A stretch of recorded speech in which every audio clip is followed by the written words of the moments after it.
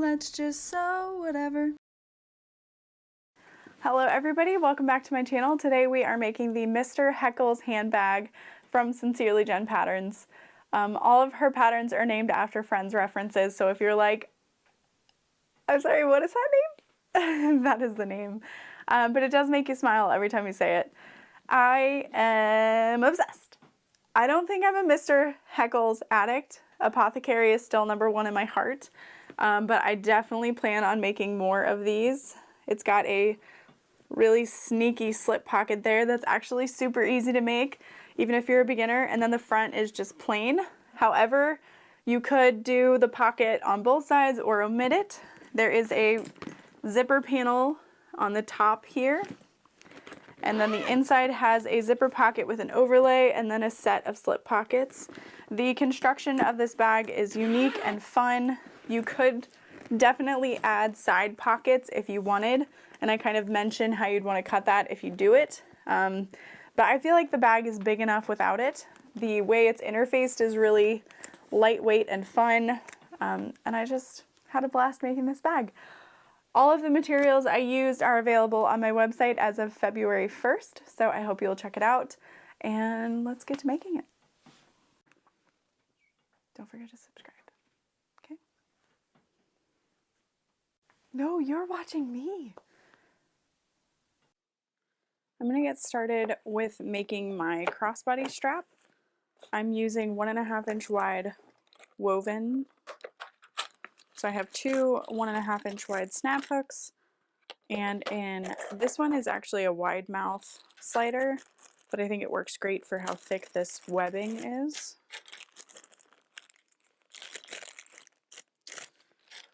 I think I'm gonna grab some scraps of vinyl really quick actually, and just cut it to 1.5 inches by 1.5 inches because I have the scraps, and that's just gonna go over the edge of my webbing to really finish that off.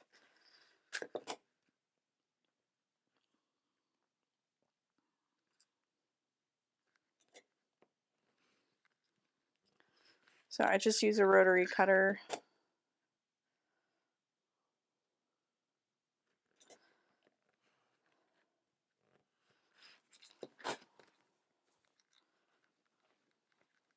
I'm going to use double-sided tape along each edge.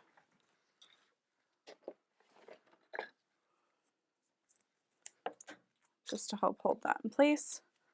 And it's up to you if you want to sew it on now, or if you want to kind of trap it. So thick.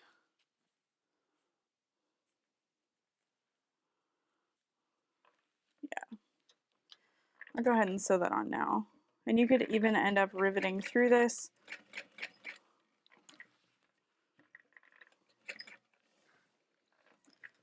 But this woven has a tendency to want to fray. So this will just nip that in the bud. Nip it in the bud, yeah. I'm like, is it nip it in the butt? No, bud.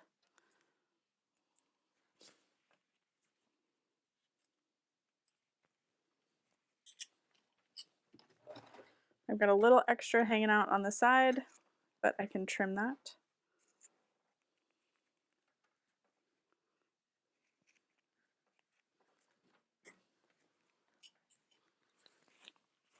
Okay.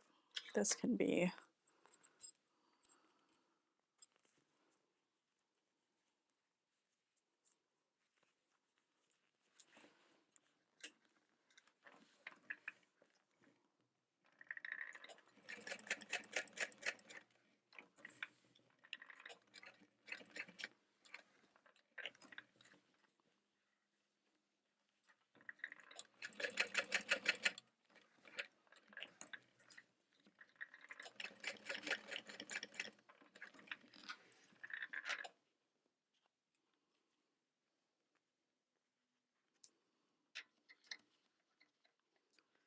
it's so pretty.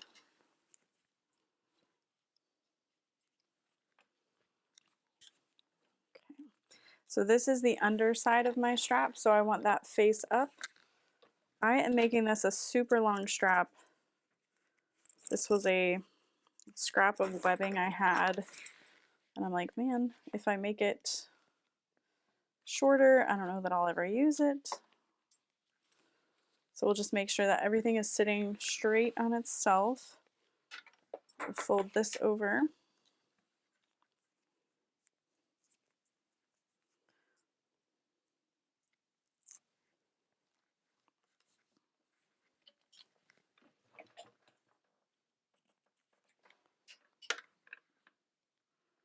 Put that straight.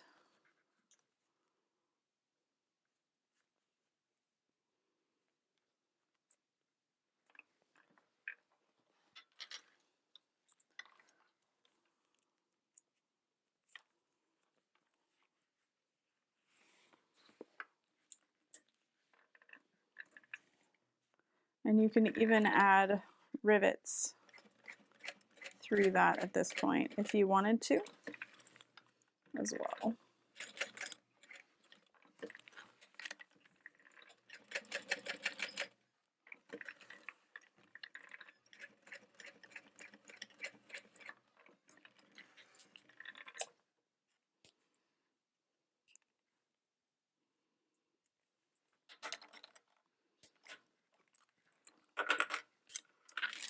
I've also seen like Georgia Girl Stitches.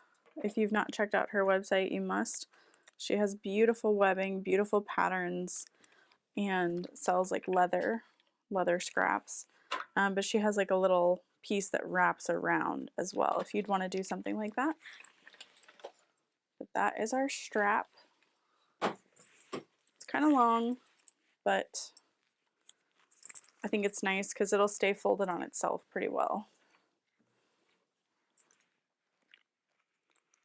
Little sparkle on the strap. Now I'm going to sew the handles. This would be really fun as like a double-sided handle as well. So I'm going to lay my double-sided tape just in the center.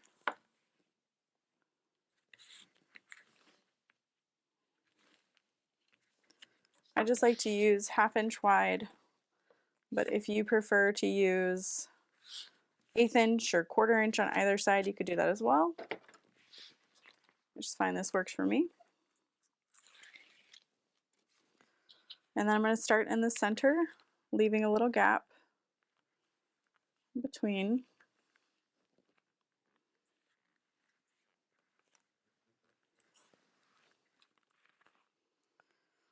And starting from the center should help prevent any twisting.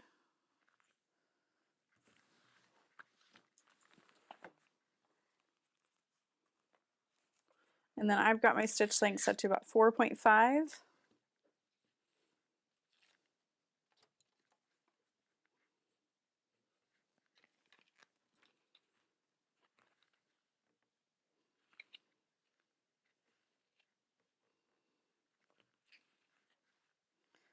And I'm also trying not to stretch this in any way.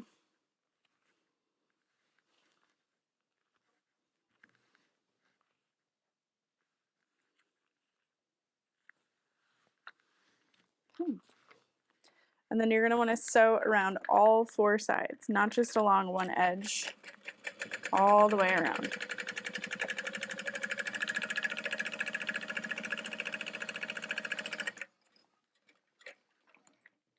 So get in the edge, leave my needle down and pivot.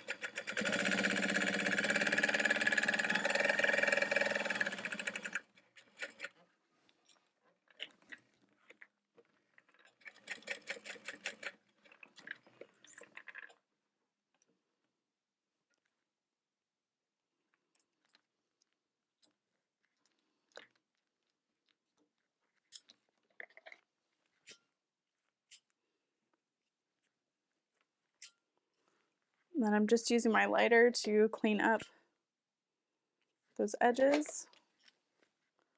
and cut them straight. That's a big,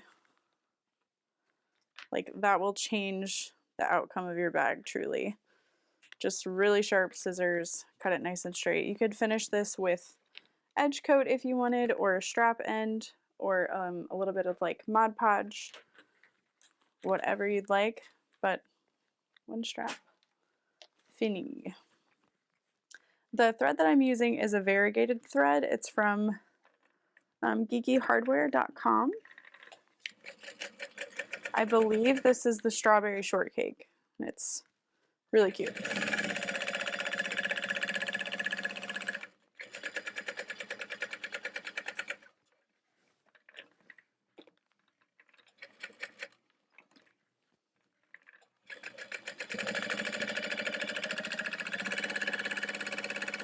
It's a really subtle pink, red, white shift. So cute.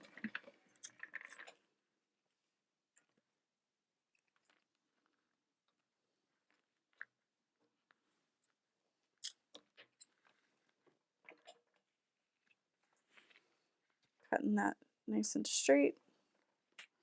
Right next to, but not through.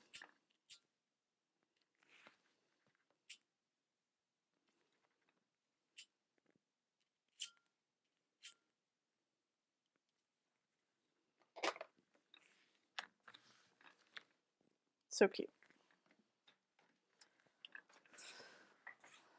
Zippers. I can go ahead and add my zipper pulls really quick. May as well.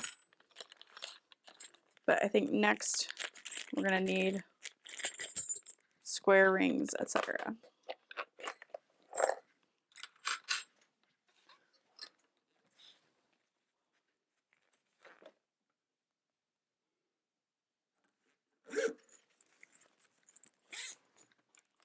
To attach the zipper pulls, I'm just using a zipper jig.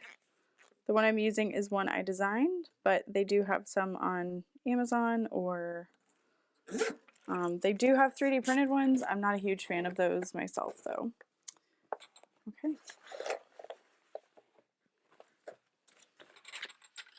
So now we need our exterior,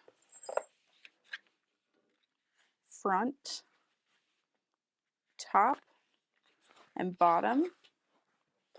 And this is supposed to be an upside down trapezoid, so it's taller in the top, shorter on the bottom. I went ahead and taped my connectors down the center, and then I have my two exterior panels, taller at the top. And then we've got our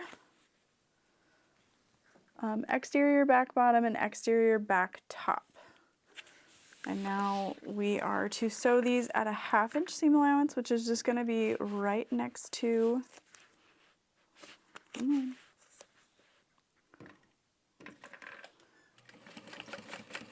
well, smaller stitch length would be good. Now I measured 3 inches, but then I also measured 6 inches from the center. So I'm going ahead and kind of going just past the 3 inches, and I'm back stitching at the beginning and the end. Crap. I did too big of a seam allowance there. I think I'll make up for it. It's not that serious. All right, so we're going to open that up.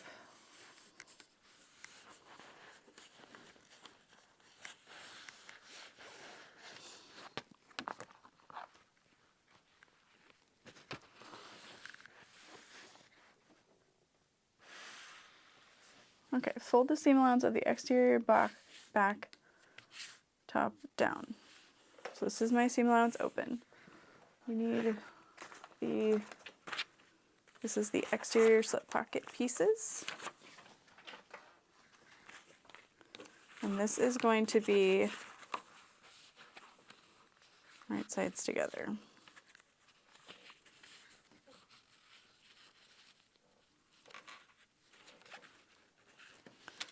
All right, fold the seam allowance, and this is going to be sewn at a 1/4 inch seam allowance.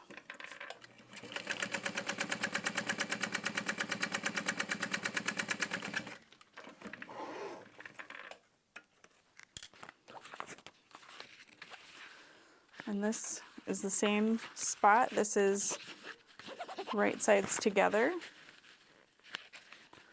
And then we're going to flip this in the other direction.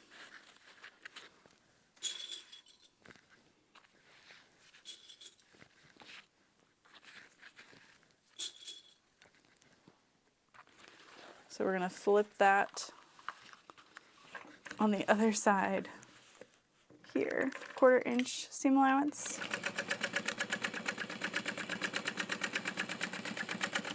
Okay.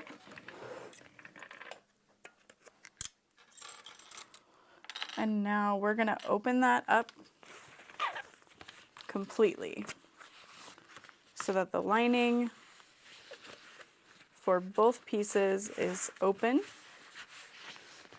And if you need to use tape or anything like that, you can.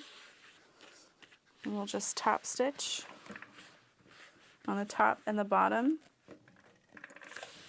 of those panels. Yeah. Okay.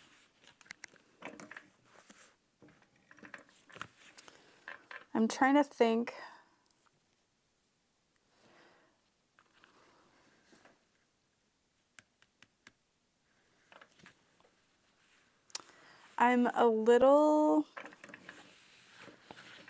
I'm debating. Okay, so you want the finished pocket to be like this. I don't know that your top stitch is actually going to hit the pocket, but I am thinking what I'm gonna do is I'm going to flip this out of the way first, and I'm gonna top stitch the bottom.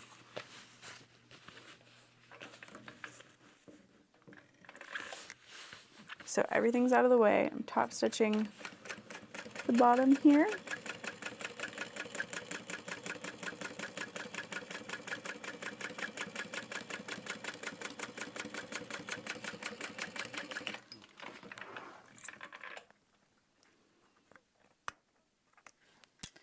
And then I'm going to fold it all down. I'm going to set this all flat, and I'm going to top stitch this one.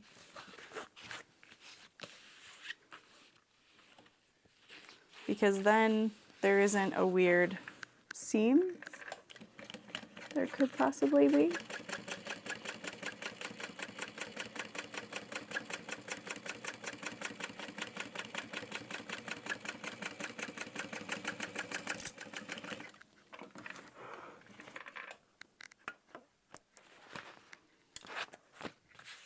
Okay. And then we can trim this to be the exact size. I'm not going to worry about it, but we do want to close that up. But we're going to catch that to close it when we add our connectors.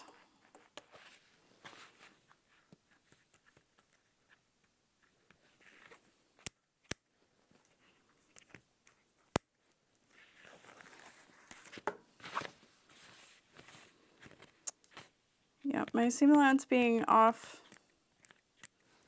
is not doing me any favors, but there is your little pocket. It's so fun. I see how it wants to like kind of wobble up and around. That's okay.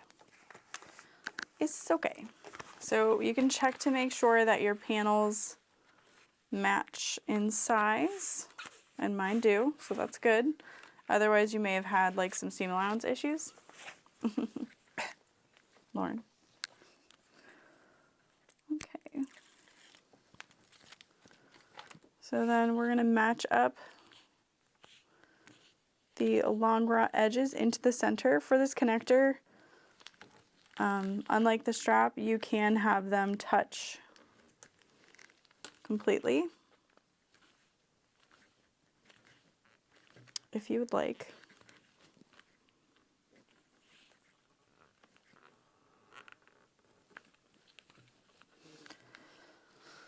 And it says to fold it 1.5 inches down. I wish it would say the final length it should be. But I'm guessing it should be about 10 inches tall.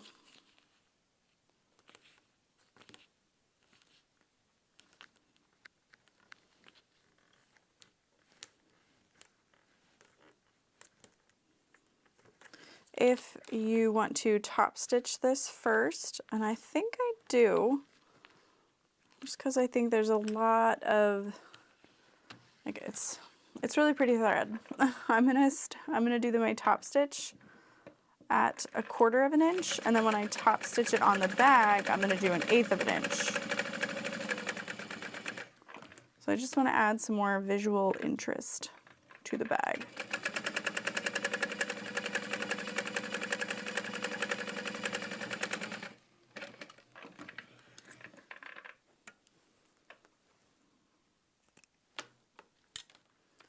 So as I'm sewing those, I do have a seam guide on my machine. And I'm just holding the strap along each side and watching the edge of my fabric.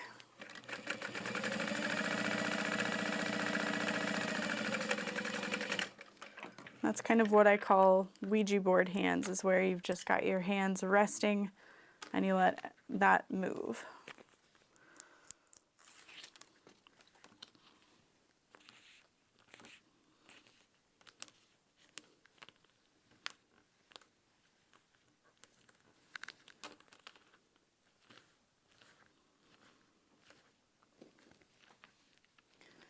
And then we're just repeating on all 4, making sure those connectors sit flat. And if your tape, you're worried it's going to lift, this method is really great for that too. Like right now, I'm feeling kind of tired. I could decide I'm going to come back tomorrow and finish this a little bit more, but my tape will have lifted. Not anymore. You top stitched it.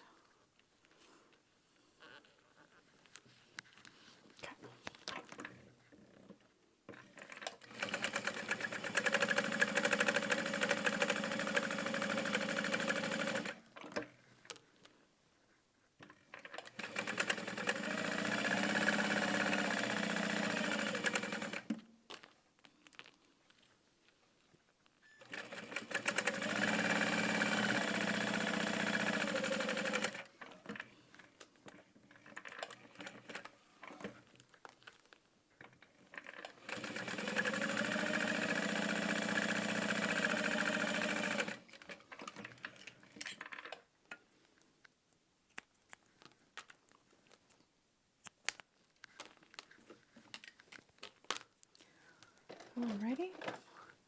So I'm going to use some 1/4 inch tape. If you are worried about your machine hitting double-sided tape, 1/4 inch and 1/8 inch are going to be your friends.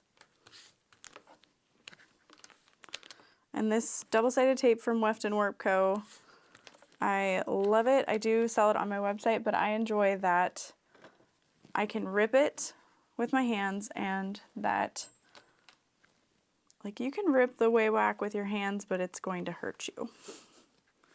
It's not going to feel so good. All right, so I'm going to fold that down to the 10-inch line.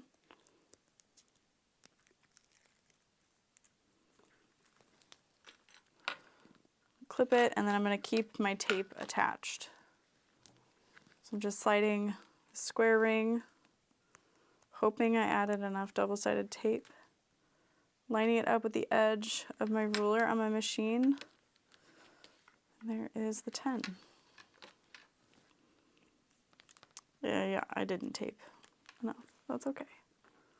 So what I do in that instance is I just add more.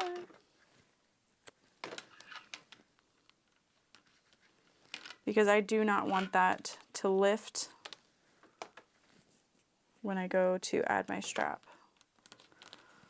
You can add double-sided tape up high like this, but I don't want any of the double-sided tape touching hardware.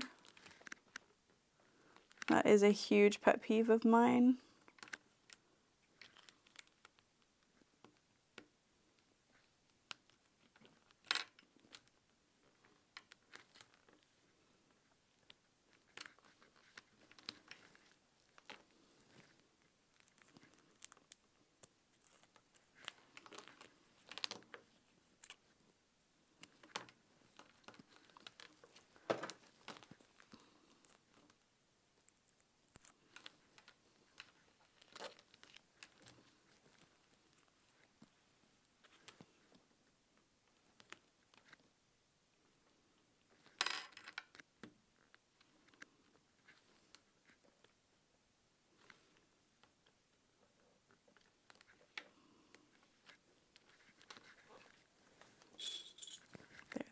taped.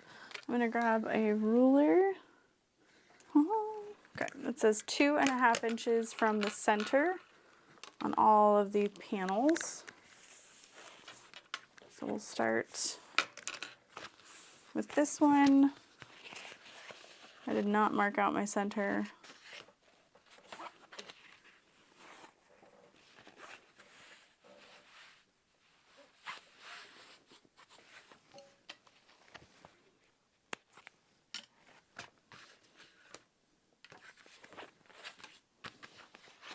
Make sure that pocket is sitting straight.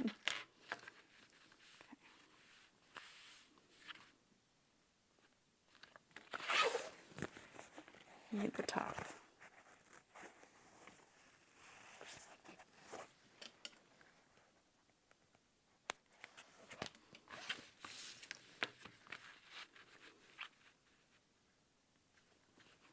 This is probably random, but make sure that your ruler is clean as well. So I'm just going to rest that up against the edge there.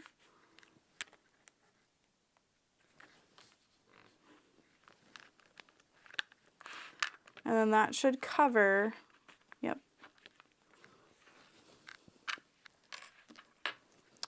the top stitch of that slip pocket and cover up any like stress area.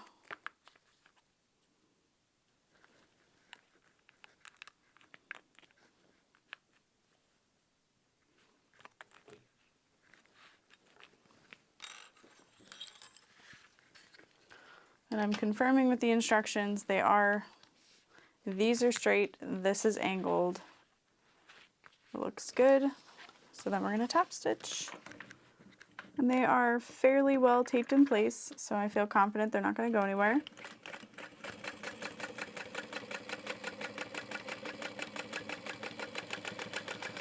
And I'm top stitching 1/8 of an inch from the edge.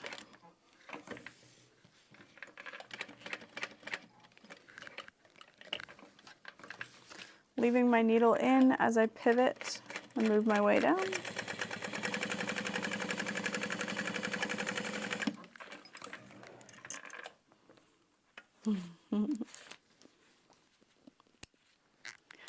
I love the double top stitching so very much.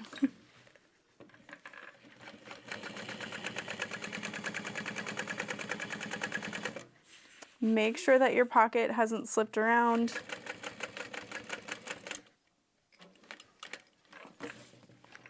And make sure the pivot point for your straps is as equal as you can get it to be.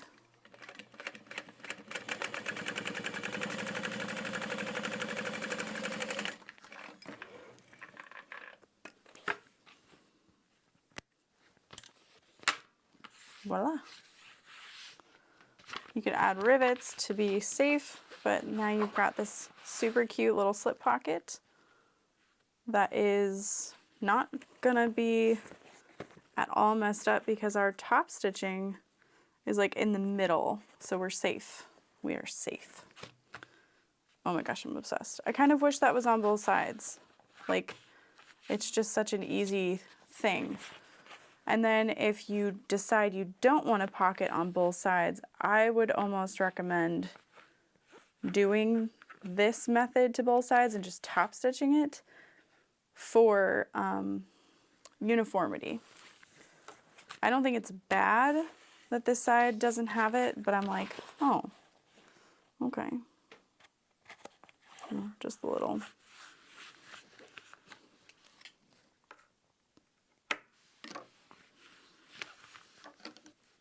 Okay, do not forget the trapezoid is to the top.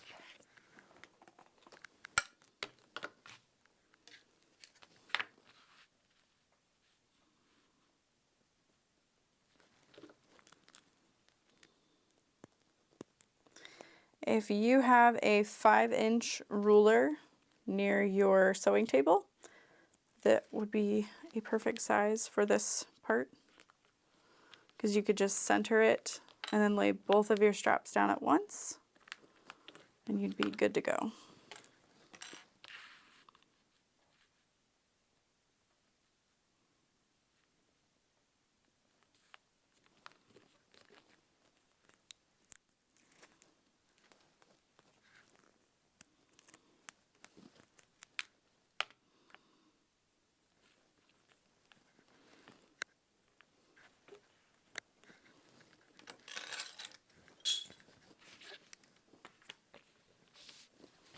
And then I'm going to add a name tag on this side.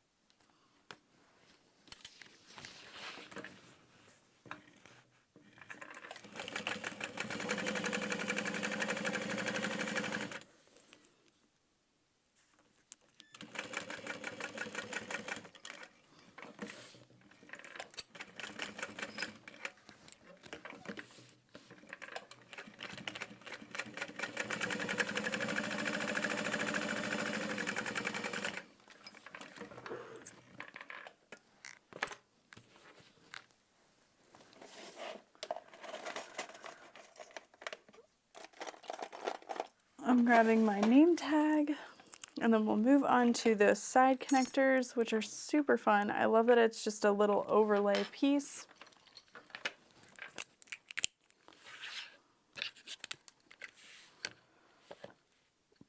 I'm going to add this 2.5 inches up from the bottom.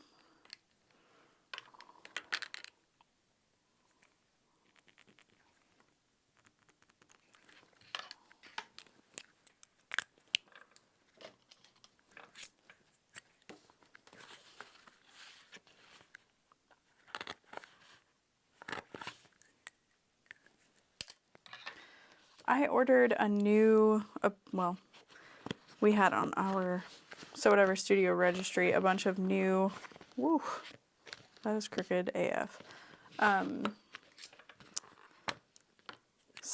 of these, new seam rippers, and like they are so different now.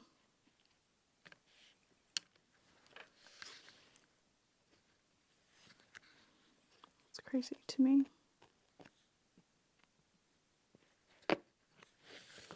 I'm like, why are you crooked?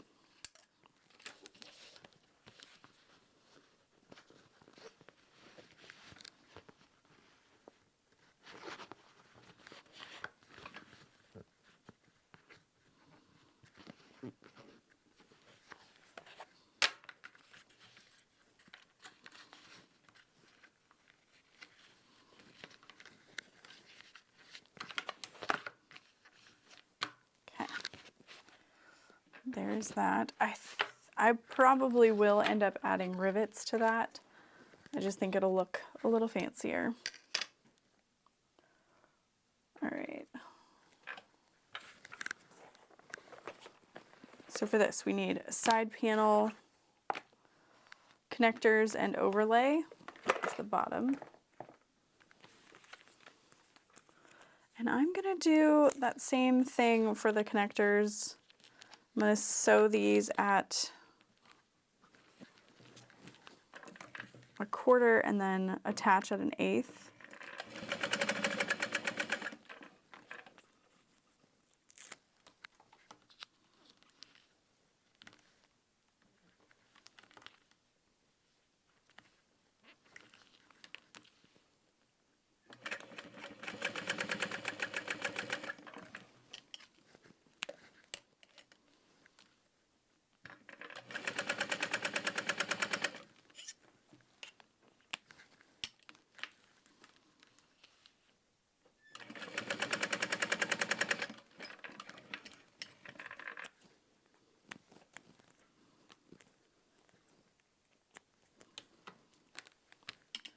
And this is going to either have a triangle ring or a D-ring, whichever you'd prefer.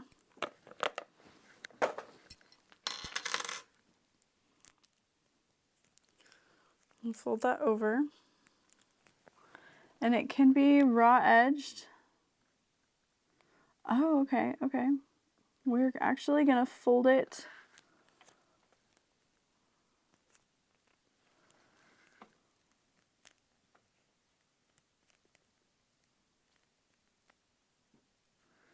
by 1/2 inch up.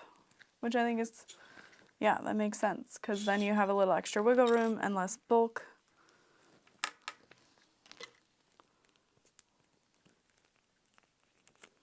I was like, and repeat on all 4. No, there's not 4. You're fine.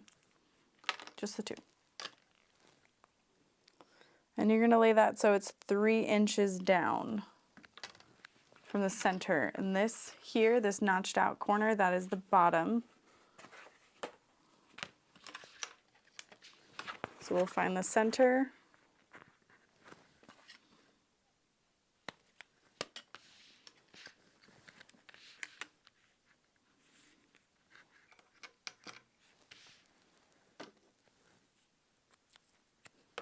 Get some tape. This is the back.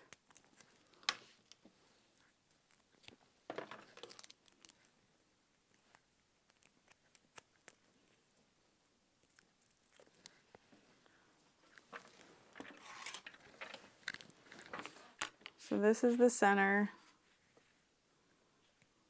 and that is 3 inches down.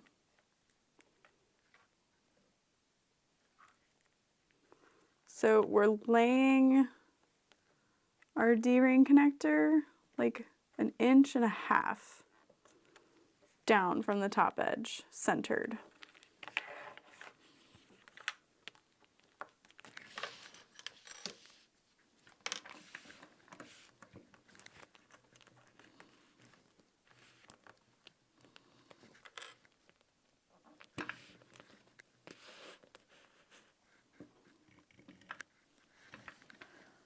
And then it says to top stitch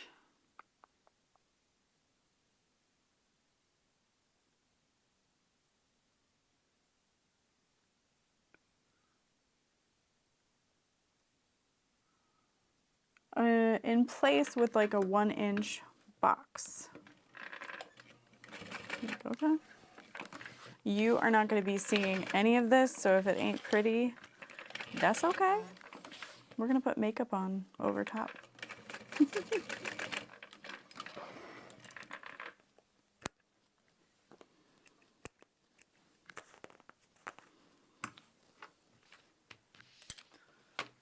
We will repeat.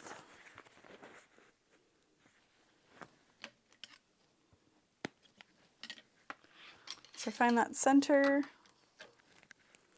This is going to go 1.5 inches down from the top.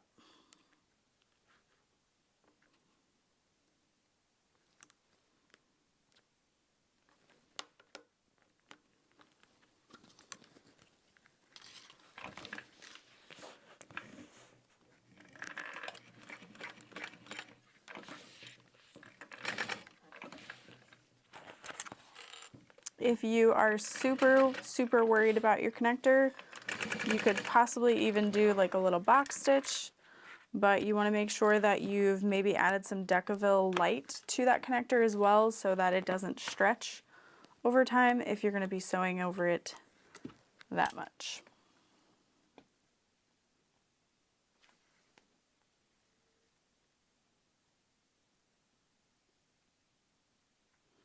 All right, so for this piece, we are just finding the center and folding it in. So that would be 1.5 inches would be the center.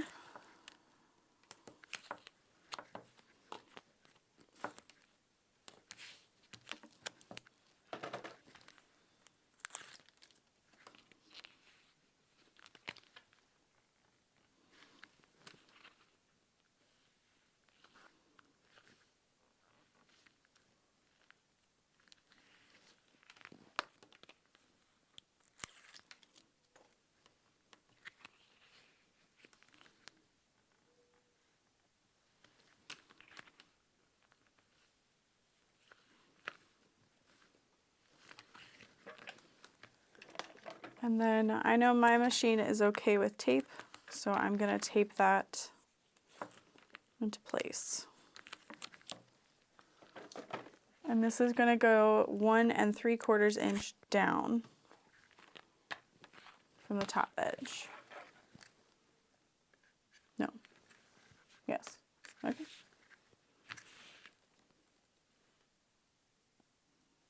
What?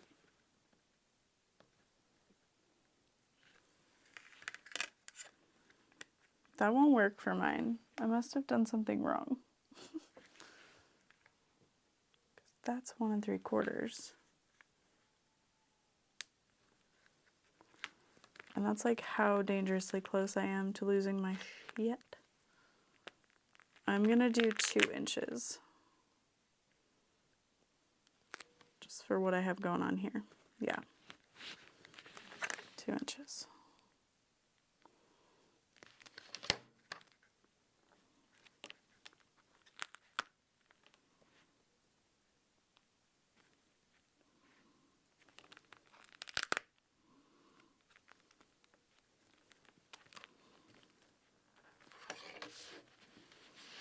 Make sure nothing's hanging out over the side. There may be a little excess, that's okay. You can trim that away, but that looks good. I would say anywhere between 1 3/4 and 2 inches would be fine.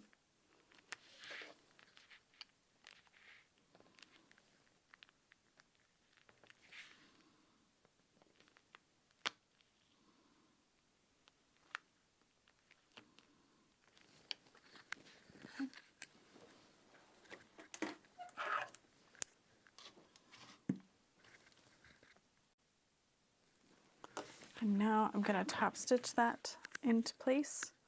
I guess I should have maybe just top stitched that 1/8 of an inch or both.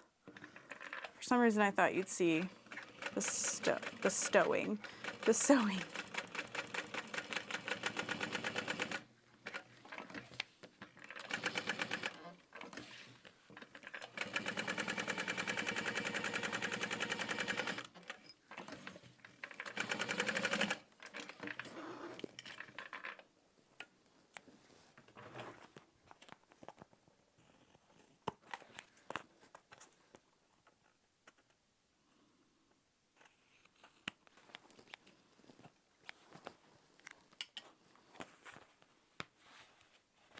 Love that. That's gonna give quite a bit of structure to the top of the bag too, so that's fun.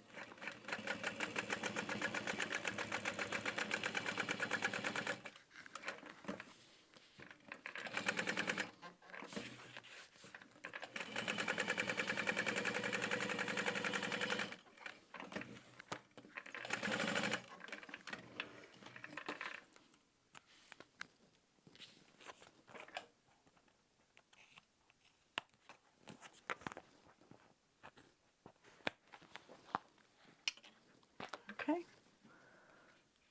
Now comes the fun part. We are going to be adding these panels and top stitching them open. This is going to be a 1/2 inch seam allowance.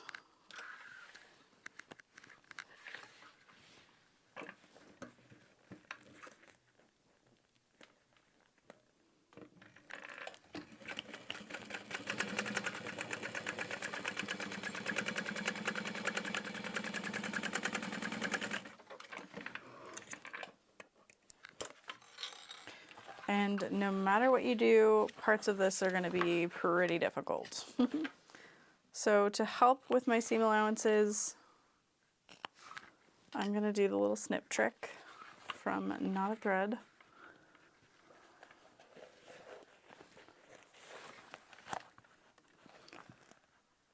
And then put them in opposite directions. Whew, that's going to be a workout. All right, no, you're top stitching on the exterior. Okay, I was like, really? You want me to go through all that? No, okay, good. So top stitching on the exterior, which is good. That's the way the panel naturally wants to go. I'm gonna start over here so I can notch the seam allowance out of the way.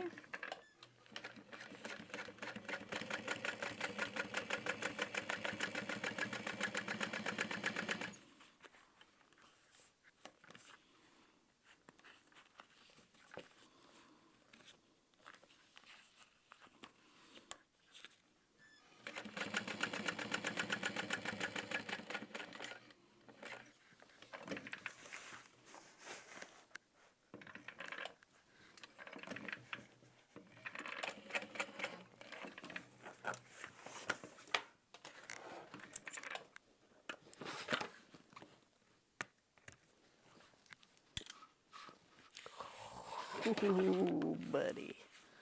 Ooh, that's gorgeous. It seems crooked to me, but I don't think it is.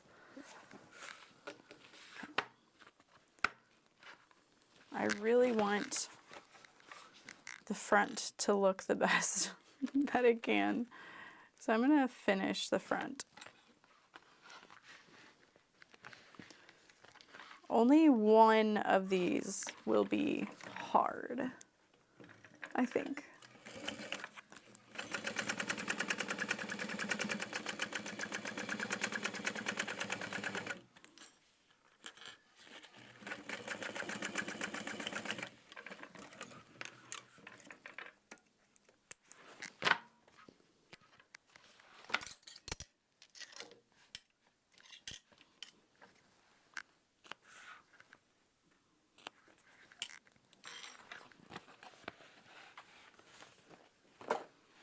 It's really fun the way everything just kind of nestles together because of the stabilizer. All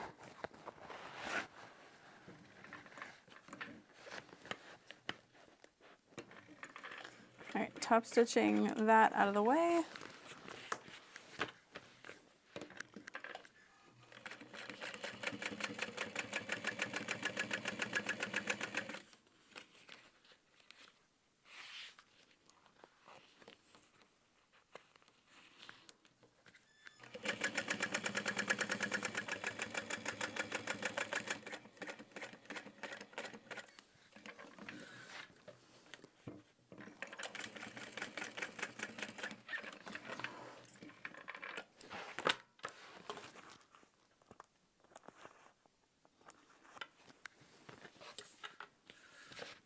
Okie dokie.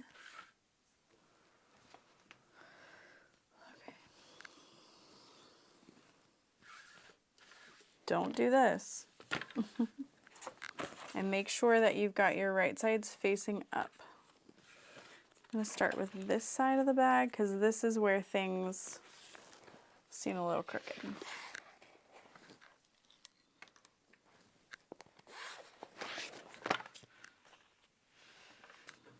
I think we'll be okay.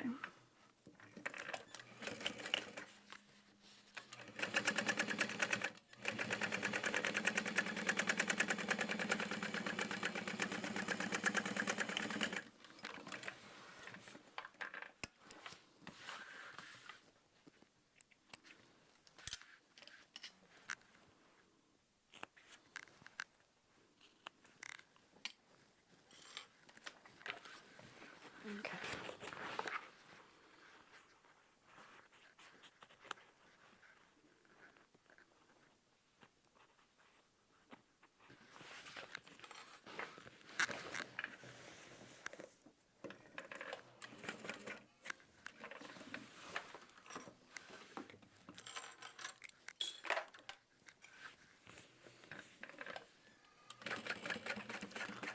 Just make sure that everything is out of the way. This is going to be a bit of a bulky spot.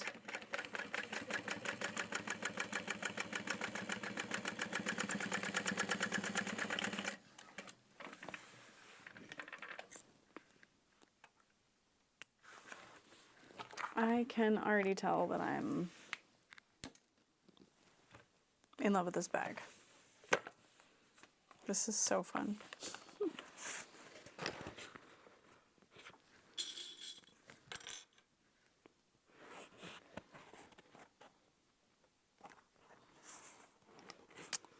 This is one that's definitely going to be better with templates to cut. My personal preference anyway. If you're concerned about the bulk here, you could cut this at an angle like that. And that would help reduce some of that.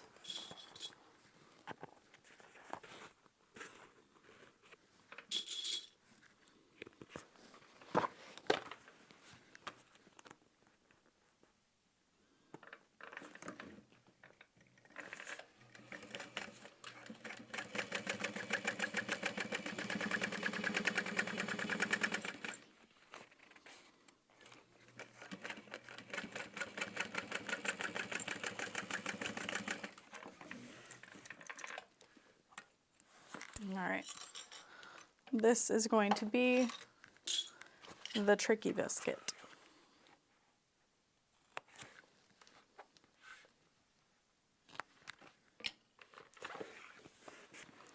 Okay, so we know we want to top stitch on our exterior. We can open up that seam. Luckily with that Decaville light, it's a little bit easier because it just wants to nestle on itself. But we can hold this open, top stitching slowly, pulling. I've got my arms on either side kind of pulling on the cone so that that seam is as far away from itself as possible. And then as we get up here,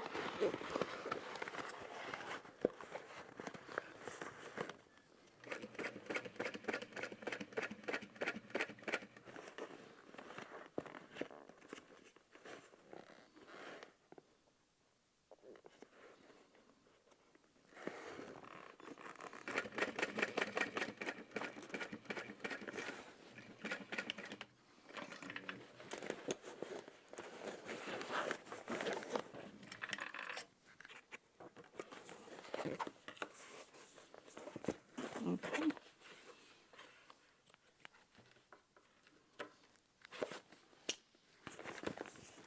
So now, this is what we're left with.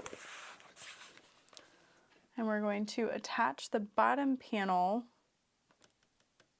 inside the tube of exterior panels. And we're going to sew that bottom to the contrast side.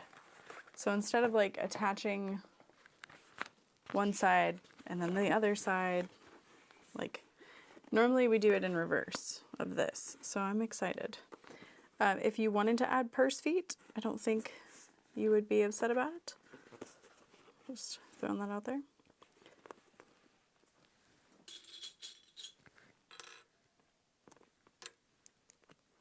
I don't believe this gets top stitched in any way.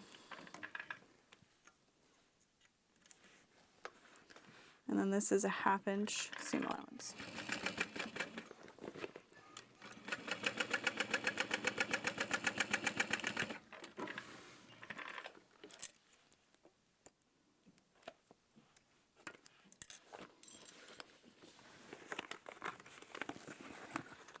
This does feel totally reverse.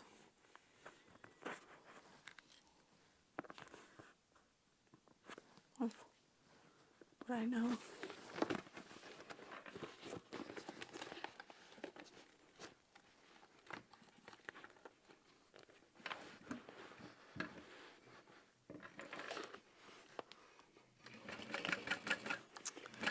If you were going to add a side pocket, you absolutely could.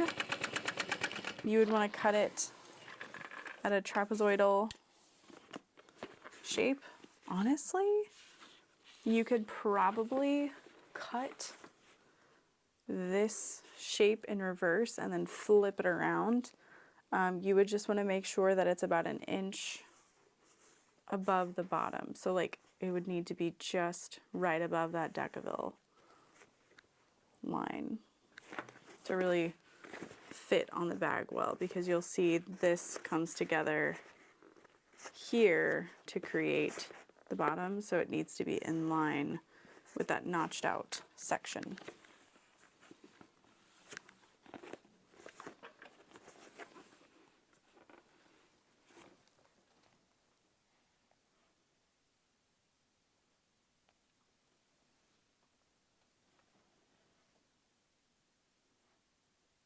Oh wait, it says to top stitch.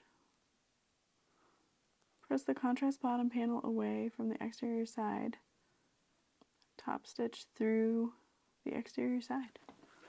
So you would top stitch that up there. Oh Lord. How you gonna do that on both sides? Nah, I'm not doing it. Too much. We'll be fine.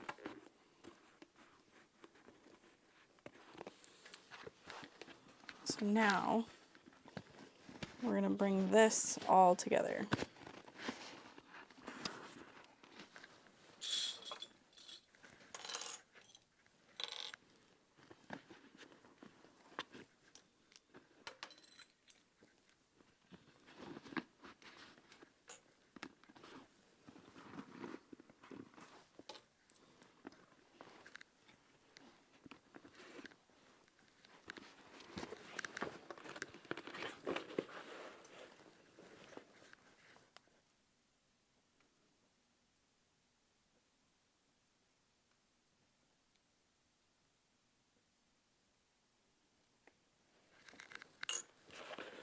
So it doesn't say to start anywhere in particular with this, but I'm going to start on my seam line.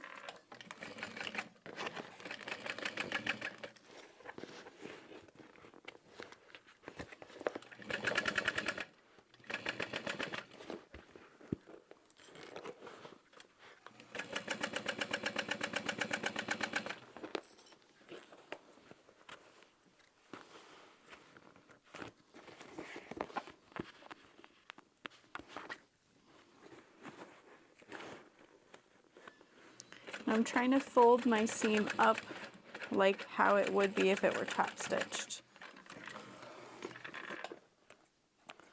And then I'm trimming the bulk, at least right here.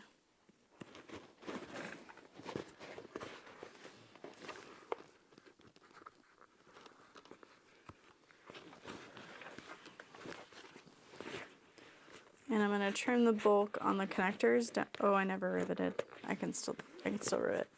But like, you're going to feel that and see it in the final seam. So just in case, I'm going to add a quick second row of stitching over those connectors so that my top stitching doesn't come out.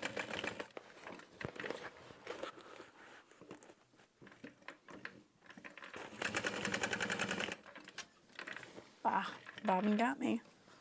Right before I started it too. That's good though. It means it's bedtime.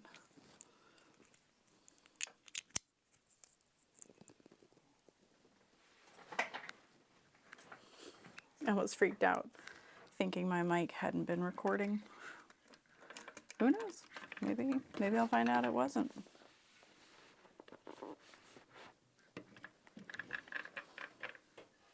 Ooh.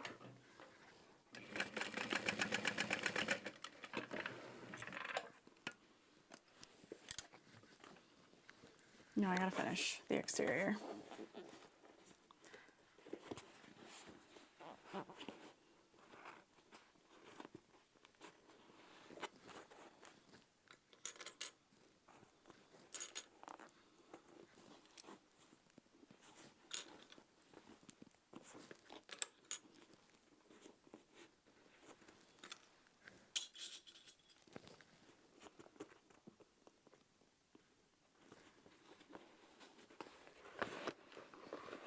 You could try to sew it this way, but yeah, I'm gonna say this way.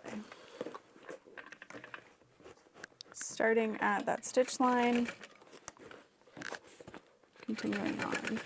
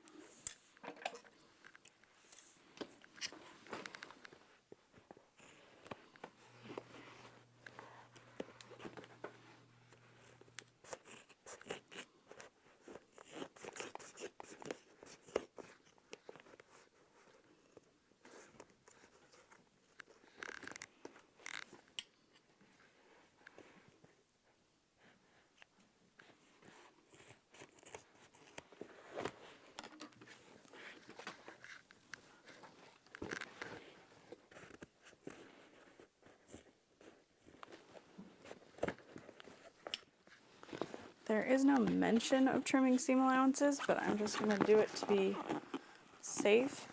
Ooh, I love that. Ooh, that's nice. Put that in there. is real nice. Okay. And if I never rivet those handles on, I don't care. But I am loving the size of this bag. I love the shape. Oh man, I'm not gonna be able to sleep till it's done. But I have to. Okay, see you tomorrow. Moving on to the lining of the bag. Super excited. There's not a ton left, really. So for the slip pocket on the inside of the bag, it says to use 2 pieces sewn together. I am using a waterproof fabric, and I think having too many layers, it would be too thick. So I cut this 1 inch bigger than the pattern said to, and then I've got these 2 lines here that I'm going to be folding into. And we're gonna top stitch 1 and then put the slip pocket on the fabric. Don't forget to press your double-sided tape down. Oh, that was my fatal mistake. Okay, so folding to meet the line. Probably should have used a thinner tape.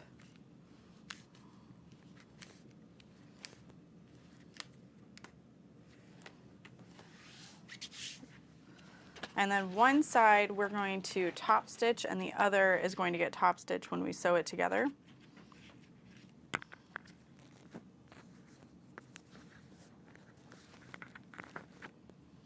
Which I feel like I already said.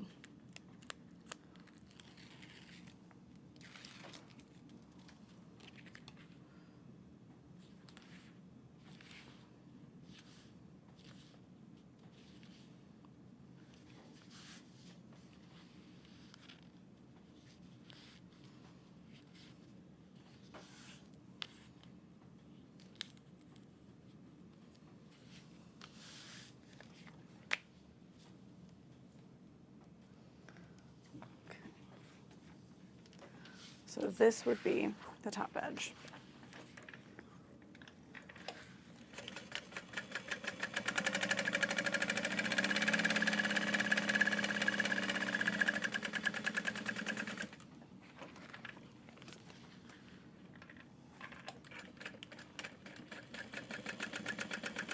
I'm adding 2 rows of stitching just so I'm catching that edge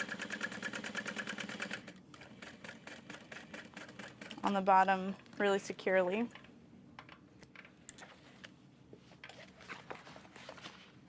And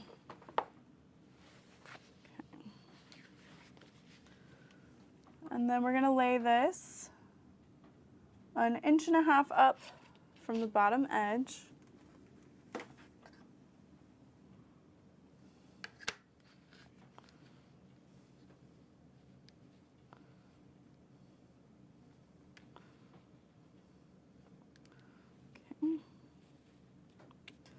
What I'm going to do is I'm just going to sew all the way across the bottom at about 1/8 inch.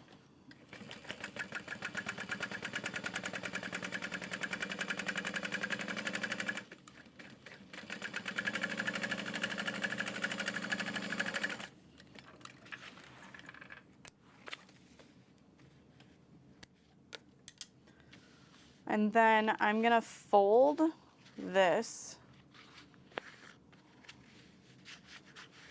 to make a crease line on both sides. And this is like right at the fold in the lining where our bottom or the side becomes the side. Because you don't want your slip pocket to be like extended into that. And then I'm going to fold it in half. And I may as well snip my center now. I'll need it later. Okay, so now I am going to do what I like to call Pac-Man. I'm going to start up here at the top, catching the edge, and then when I get to that fold line, I'm going to pivot and sew down.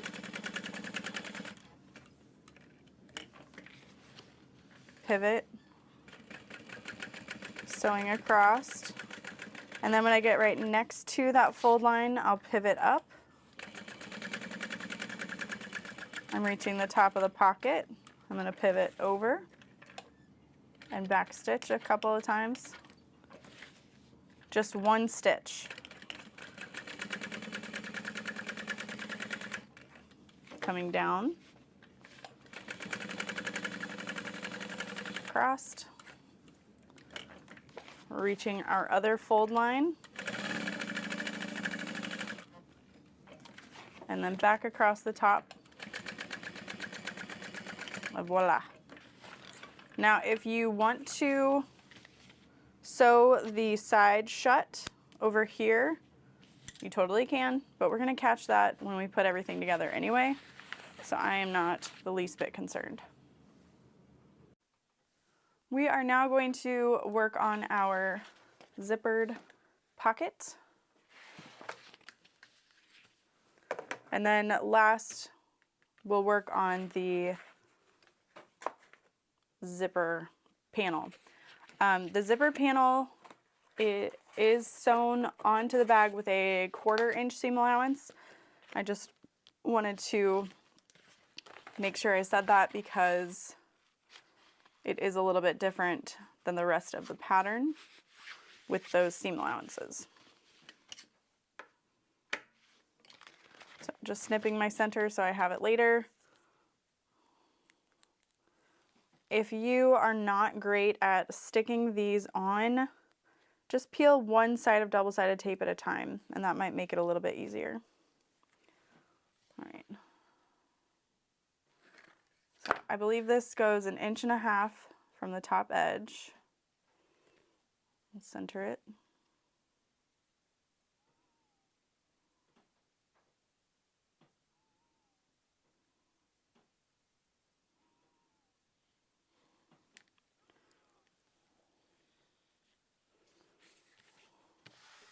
So pretty. And then you can insert a cute little woven label or your own woven label.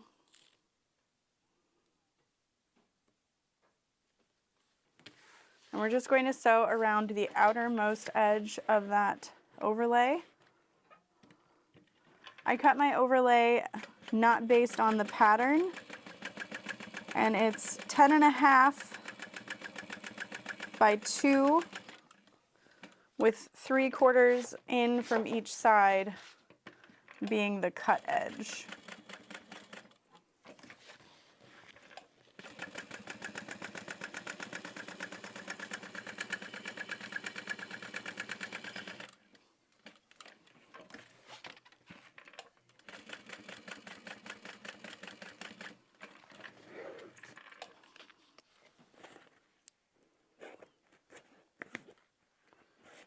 And you can pull any threads to the back.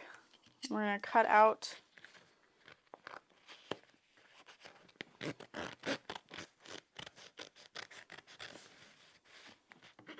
okay.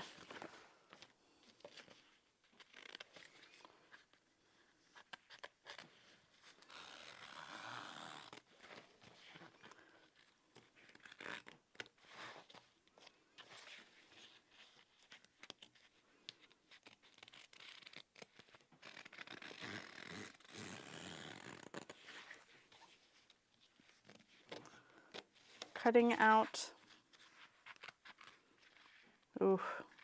cut through my woven label, but that's okay. I like dragging my scissors across the fabric for that reason. I feel if I'm slicing, I may not realize what I'm cutting through, and then I'll have possibly messed it all up and be really sad. All right, I just cut 2 random lengths of zipper tape, so I'm not concerned. So we want right sides up on one side of the zipper tape and one side of our lining. I like to line up one edge of my zipper tape with the edge of my fabric and just keep that consistent on the other side as well. So attaching that And then I like to lay it flat and top stitch it again. You could also just use your iron.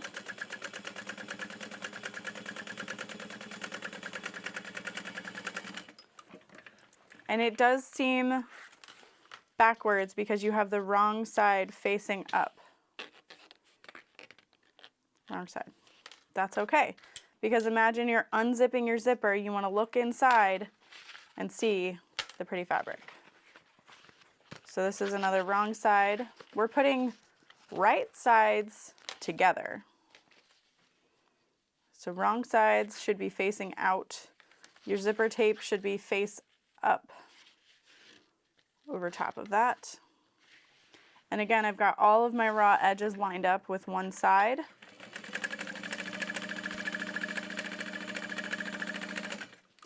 And whatever width you cut your zipper panel or your zipper overlay accent, you should cut the width of your zipper pocket lining pieces.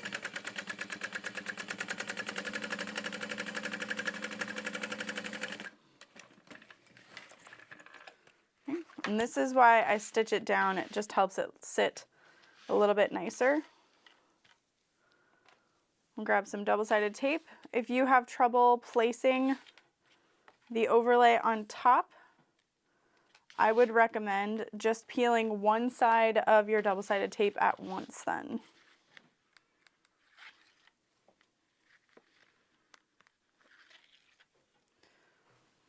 You may need to stand up for this part.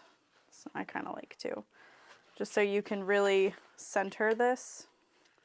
You're gonna want your overlay to be lined up with the lining fabric.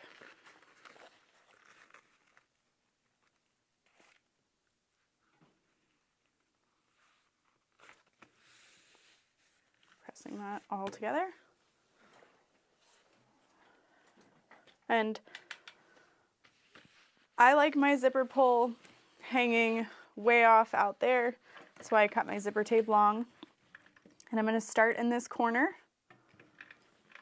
and start sewing.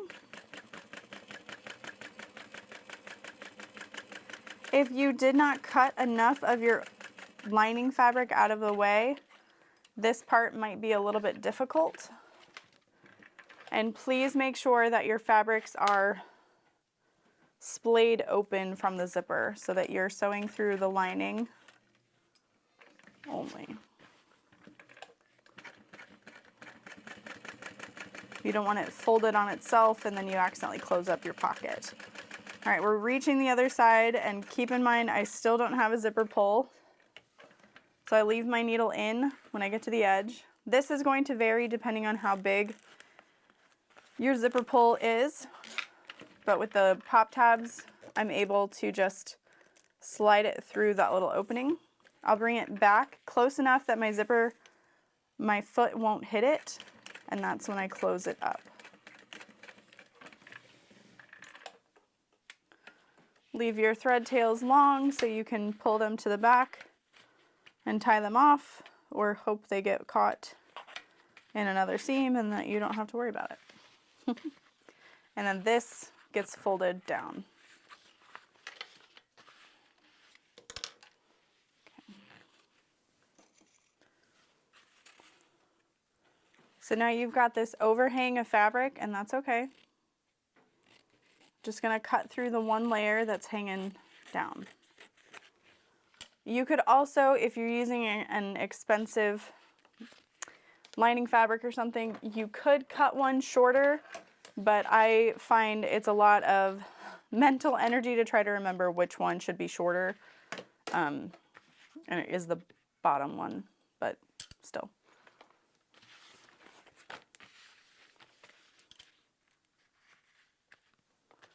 Okay. So this bag is going to be turned through that zipper pocket. So we're going to sew that shut. Well, no, don't sew it shut, but we're going to sew the pocket shut on the sides and leave the bottom open.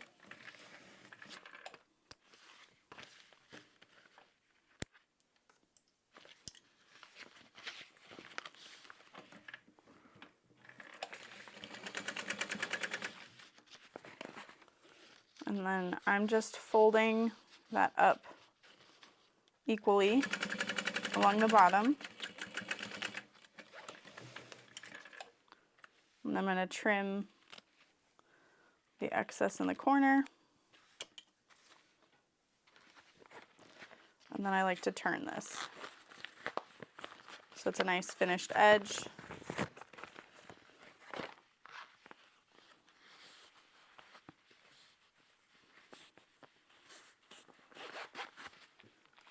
And then if you are worried at all about the possibility that your zipper tape could fray, and just take your lighter,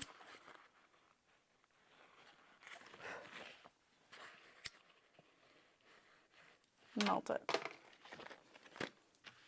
There it is. Nice. Zipper pocket. So now we're on to our zipper panel, the closure. And this is such a skinny little zipper panel. It's so cute.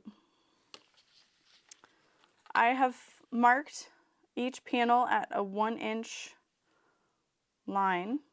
I'm going to grab my double-sided tape and fold to meet the 1-inch line. So that tape's going to go right under within the seam allowance.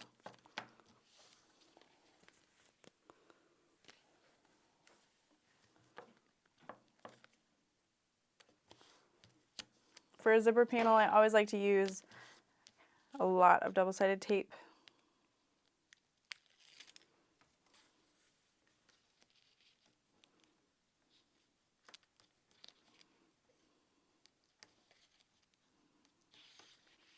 So yeah, we're just folding to meet the 1-inch line, and then you can pull them apart. This does not work well with like the hyper stick double-sided tape. That stuff is way too sticky.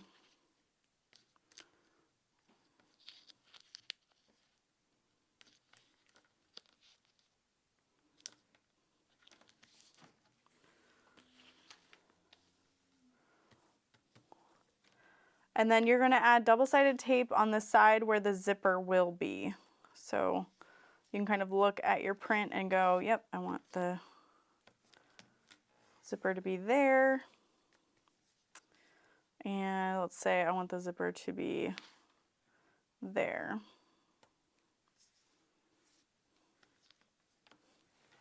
So it'll be my exterior, and then this will be the lining. So I'll just add my double-sided tape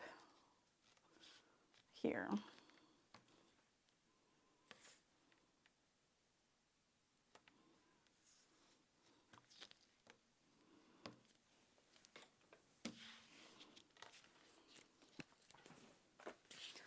So we'll take one exterior, one lining.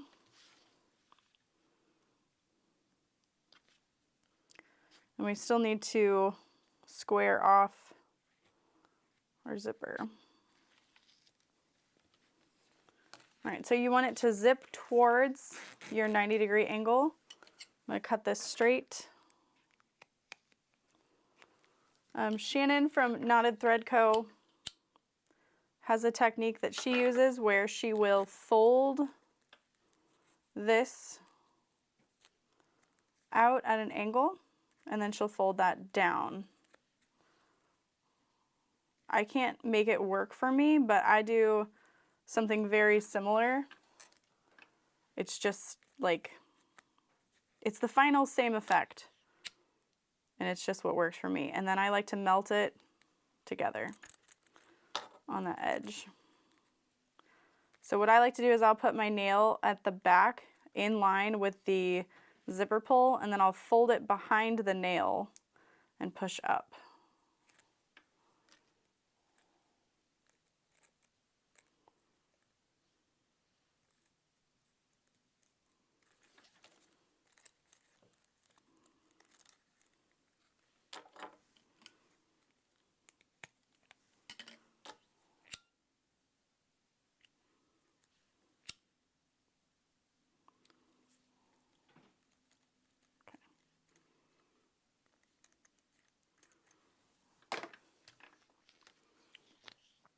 Okay.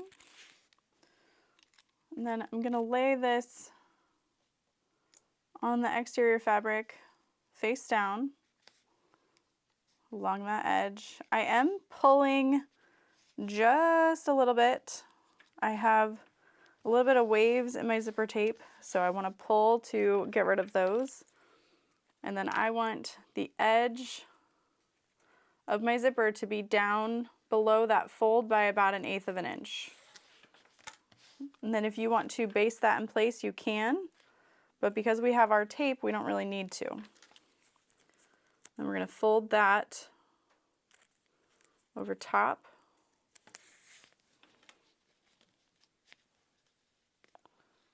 And then lay that down. And then if at this point your folded edges are not lining up, you just kind of refold it so they do. And then this is going to be 1/4 of an inch to a 3/8 inch seam allowance, just as close as you can. If your zipper pulls in the way, just unzip. And then I like to stop stitching at about 1/8 of an inch from the edge. And now right here, if you feel like things are a little bit too bulky, you can trim away at an angle this folded over edge, but do not cut through your zipper tape.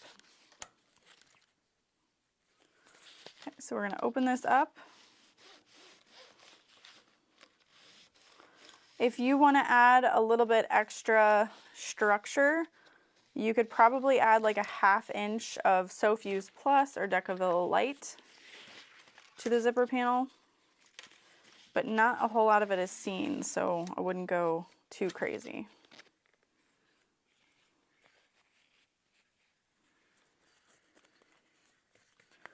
And then I like to just fold my extra stitches, or my extra thread, I should say, into the seam. And then we're going to start top stitching. I'm going to line up the sides. You can see I'm not worried about the rest of the zipper panel right now, but I'm going to get there. And this is when I focus on it. So I'll start to pull my layers a couple inches at a time.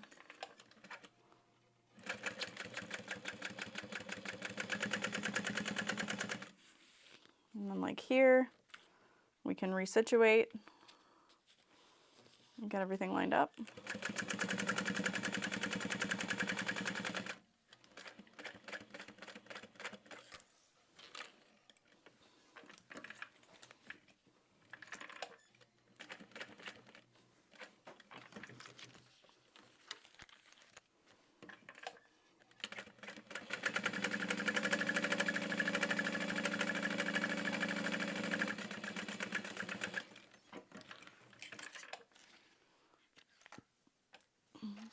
And cut all my excess.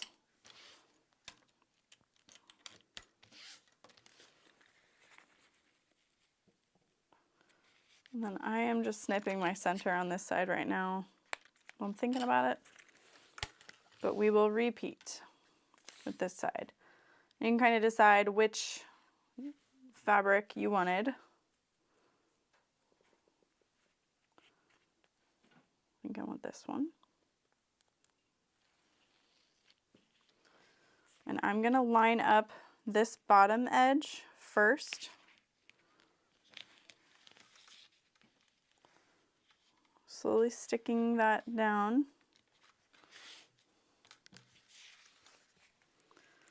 I'll take my clip off, flip this over, press my zipper tape down, make sure the edges align. This one looks like it's a little bit off, but that's okay because I can open this and fold it down to match a little bit better. There we go.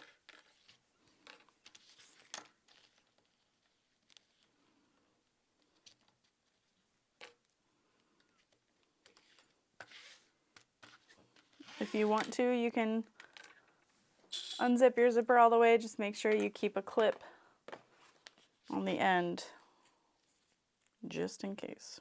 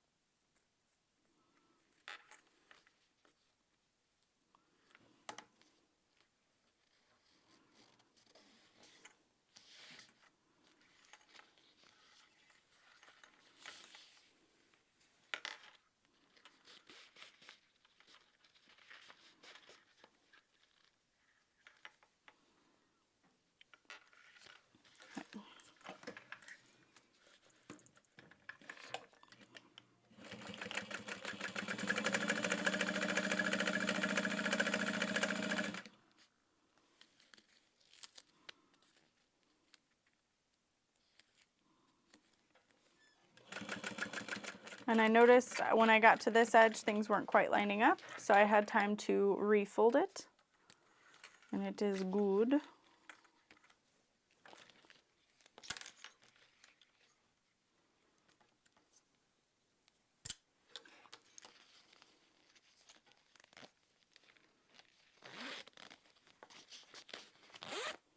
Zip that back up.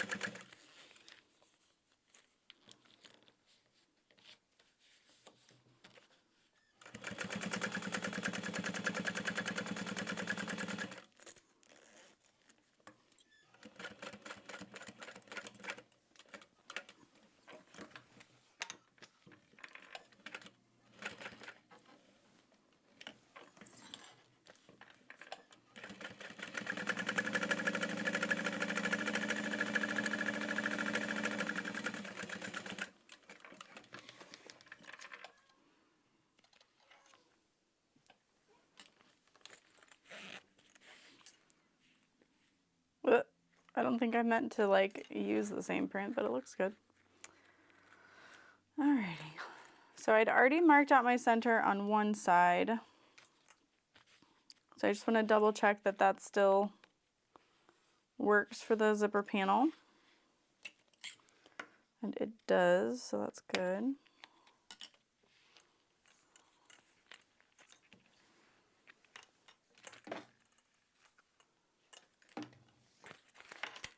So there's that. And now I'm going to start with this side. You're going to base this on at 1/8 of an inch, and then we're sewing that top edge on at 1/4. And because this is such a skinny zipper panel, I do want to baste it on. I just don't want any possible shifting.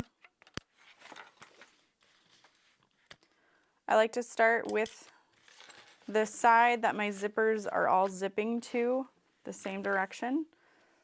And now the arrow pointing up is the top edge, so I want that facing down. Because we're going to flip that up. And then this is 1/4 inch seam allowance.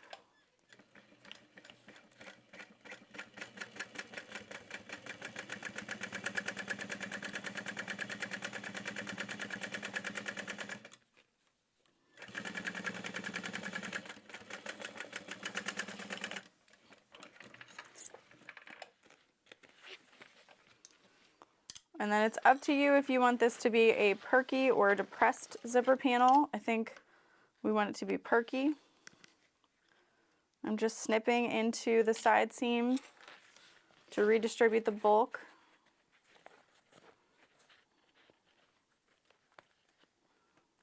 Be able to kind of lay it flat.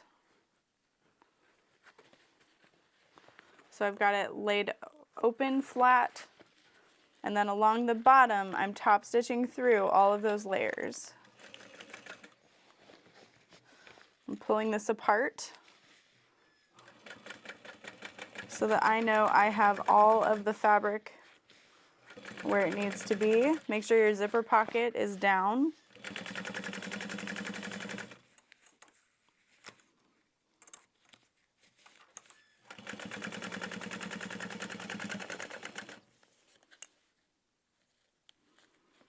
And again here, if you want to, just open up that seam after you've snipped. I honestly, I don't know if it makes that big of a difference, but I think it is kind of fun to get in the habit of trying to reduce excess bulk and clean all that up. So you'll see how nice that sits. Love it. And then we'll repeat on this side. Remember that this cutout notch is the bottom. So we're going to line this up with the top center.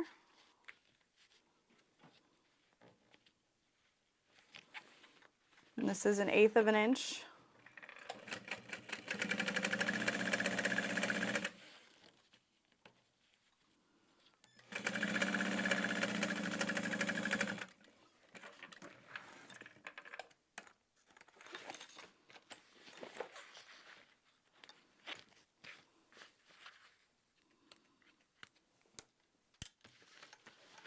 And then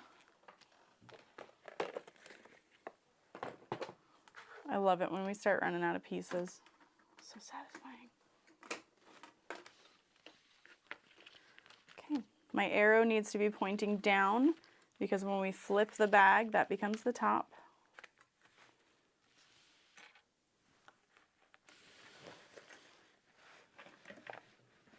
Not a 1/2 inch, a 1/4 inch.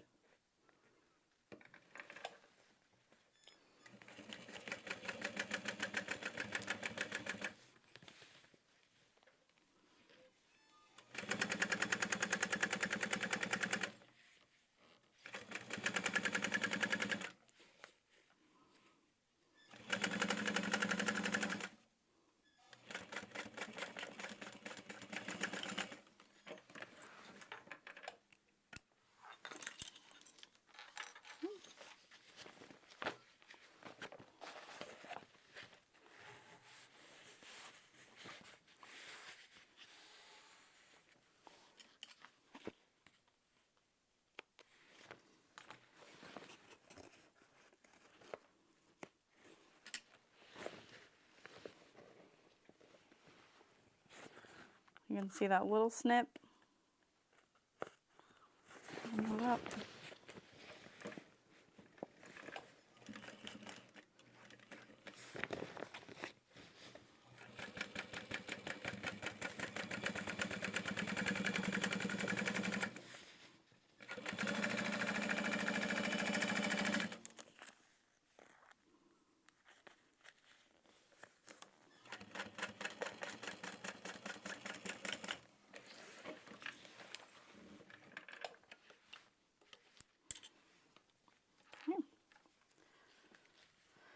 And now it's time to sew our sides together. Make sure your zipper is out of the way. We're going to lay the seams flat here. So hopefully if you try something like this, I hope that you're able to see what a difference it makes, especially if you have a domestic. When you're putting all of these layers together, like this would be quite a bit of bulk right here because it's a bunch of layers of vinyl and all that. But now we've got it a little more evenly distributed across that seam, so things should sit a little nicer. And now we're going back to that 1/2 inch seam allowance and even if you want to kind of increase slightly, you can do that.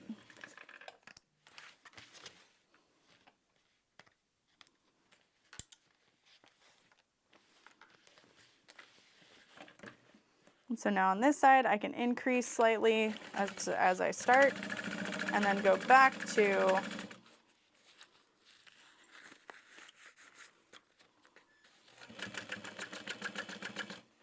seam allowance.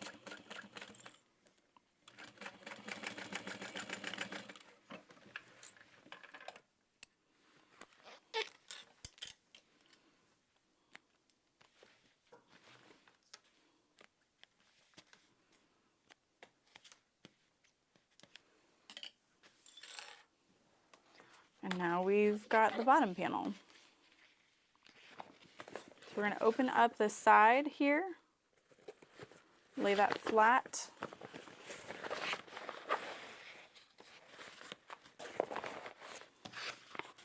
Right sides together.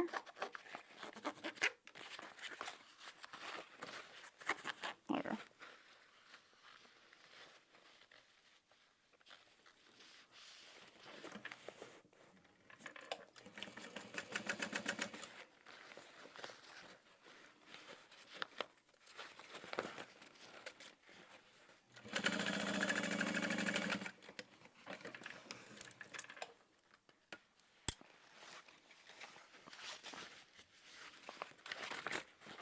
And for the exterior, she has you top stitch up through the seam allowance like this. So I'm going to go ahead and try it now that I can, a little bit easier on the interior. We'll see kind of what that does for us.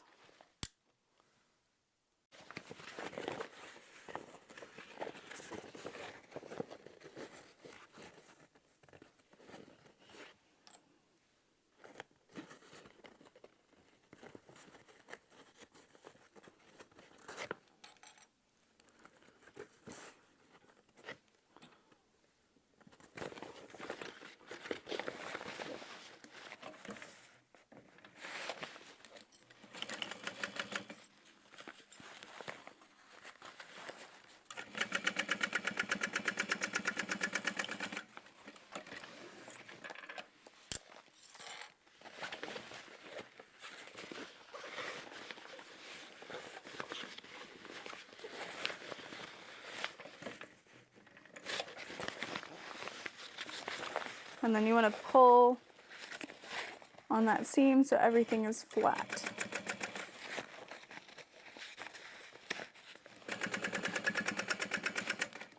Yeah, I probably could have tried to do that last night on the bottom. I was just like, no, that feels impossible.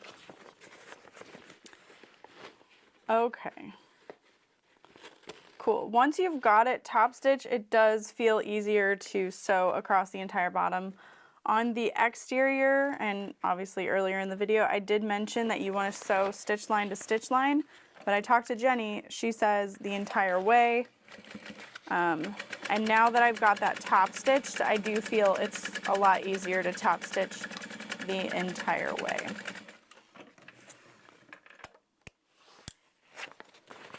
Now, I'm gonna leave this open to turn the bag through because I can get this little bit through the pocket, no problem, to close the bag.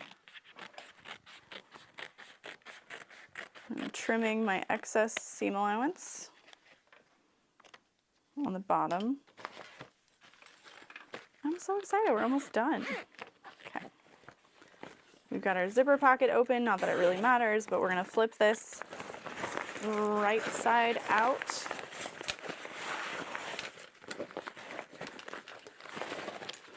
And I would prefer to leave the side with the zipper pocket open. It's going to make it a lot easier. You're having to work a little less to get this through the pocket. So just throwing that out there.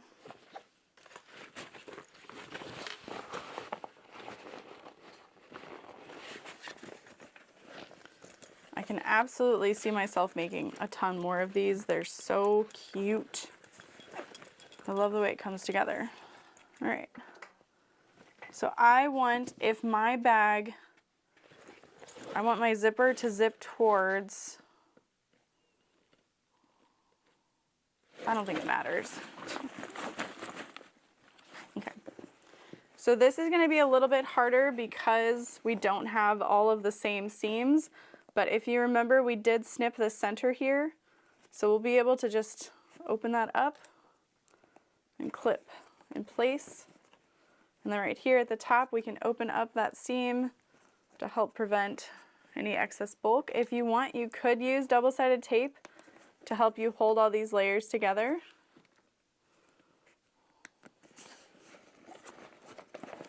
Make sure your zipper panel is facing down inside the bag. And then I did mark my centers.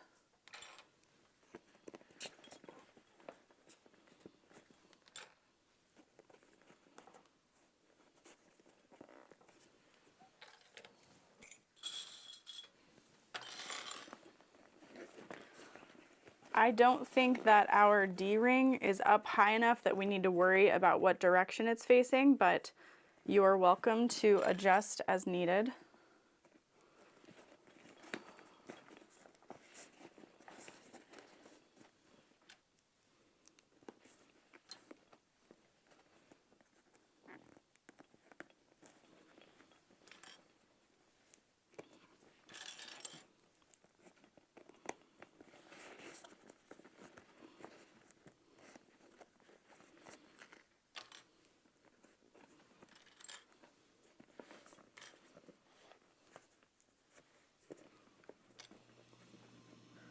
This almost reminds me of the Harriet bag by Swoon.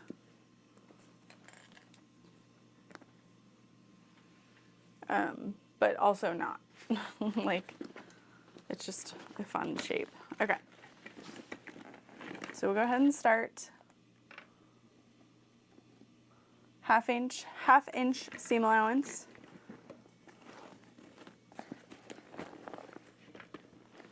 Again, I could absolutely switch to my cylinder arm. I just want to make a cohesive video, so I won't be using my cylinder arm unless it's a dedicated tutorial on it, or I'm just sewing for myself, like for my business, so just throwing that out there. I do get a lot of questions about the Thor 1341 that I have on a pedestal table, and I am still loving it. Still loving it. The tension is wonderful. It's not too strong of a machine for my needs, but if you need thicker materials to be sewn, the Texo 4800 Pro was a wonderful machine for that. It was just too much for me.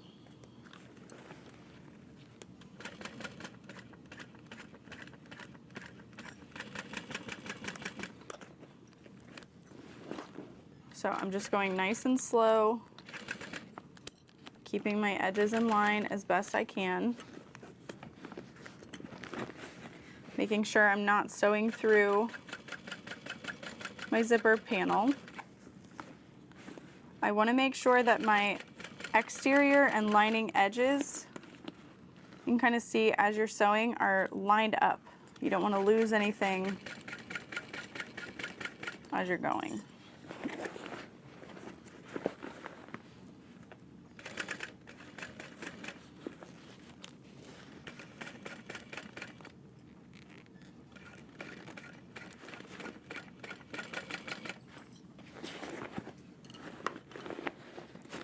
And if you feel like your seam allowance has not been consistent enough, now that I have everything together, I can sew around again. And now that I don't need to worry about keeping my layers in place, I can focus on just keeping the edge of my fabric at that half-inch mark.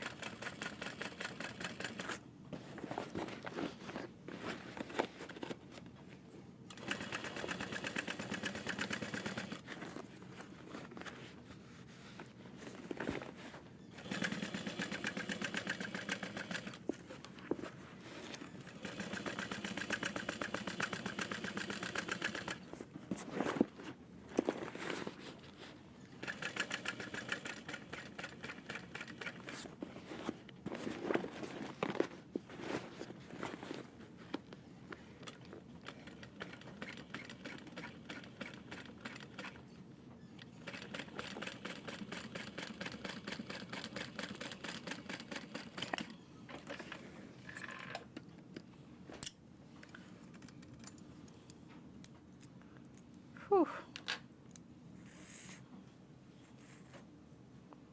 Might have been enough for top stitching, but I made plenty of bobbins, so I am not gonna risk it. One of my tips, if you are changing out your bobbin before top stitching, is to grab a little test piece of fabric and just verify that the tension is correct, your bobbin's installed properly, etc.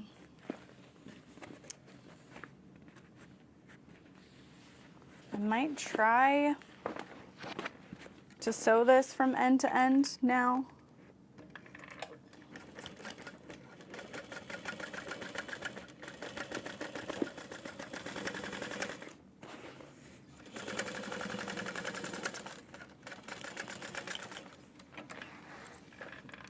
Because I do see how the stabilizer sits is there to kind of create the bottom, so the side panel becomes part of the bottom. So I'm like, okay.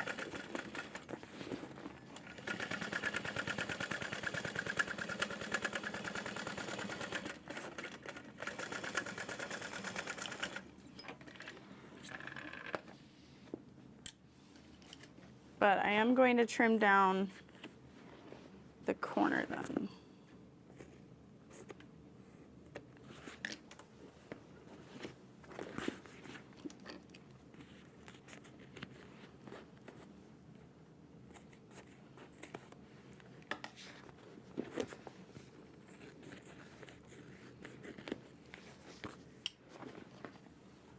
Okay.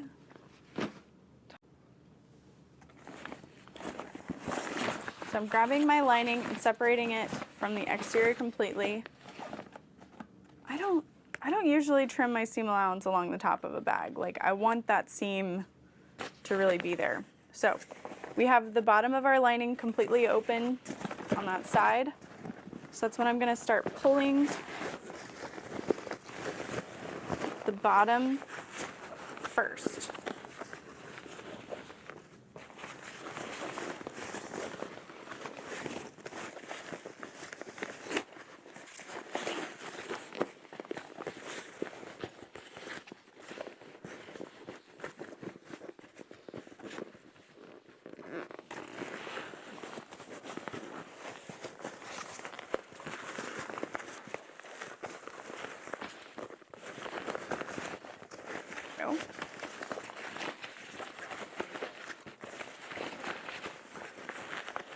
Now that we've got that separated, we can start pressing the bottom.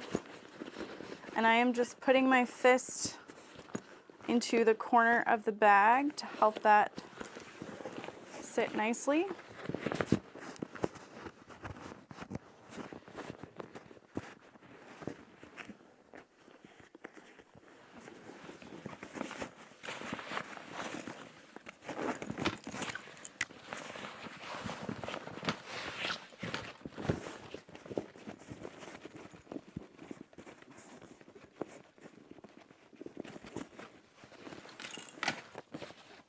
Ooh, almost lost my zipper pull.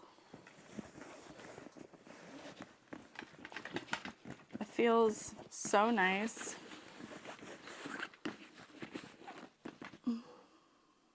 Okay. So now that we've got that pulled apart, and you can check to see that your seams sit nicely. I was like, oh, what's that mean? No, that's good, that's fine. We can take our zipper pocket and turn that out like this and grab the bottom opening. So here's one side of the opening, the other side, I'm just grabbing all of that through here.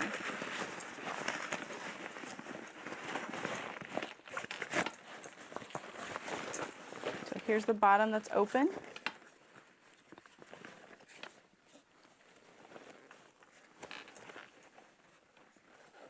We can just clip all along this.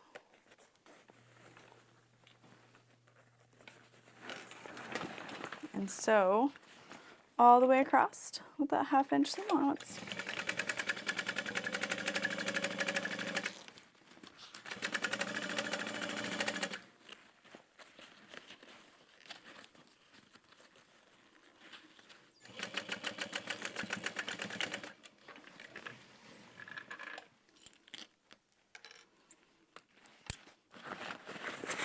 Push that back in.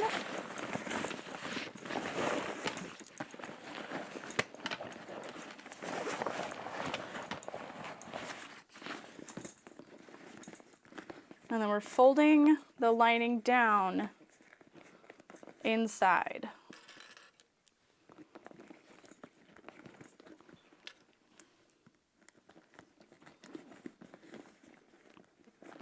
And I'm rolling that seam in between my fingers to make sure that it is fully out of itself.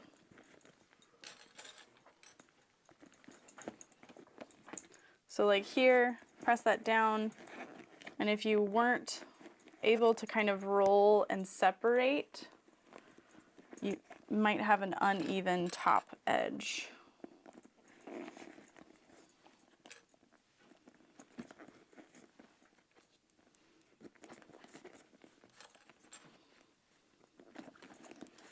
I really love the way this feels. I'm almost curious what it might seem like with foam. If you wanted something a little more padded for a laptop, perhaps. But it does feel nice. I'm curious if it could have a center divider as well, because it is a nice large bag. Okay. Pressing that lining down inside, making sure everything is sitting nicely. Oh, it's so pretty. I absolutely love, it's such a subtle angle, and it almost appears to be straight because of the shape of the bag, but I love that front panel. All right, we're gonna close this up, top stitch and add our handles, and we are then going to add our zipper end, and then we're done.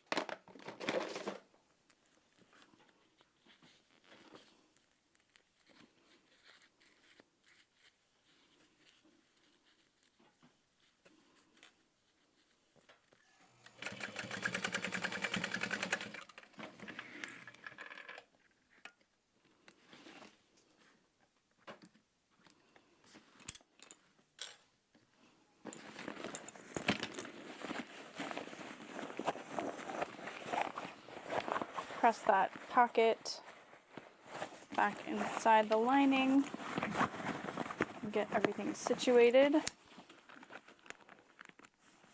Zip that pocket shut. So there is the lining. You can see you've got your 2 slip pockets there. Once again, almost losing that. And then we can top stitch. So when you're top stitching, please make sure that you're folding this zipper down inside, zipper panel. But look how nice that closes. Nice and tight across the top, and it's like a perfect fit for the zipper panel. Ooh, she's sturdy.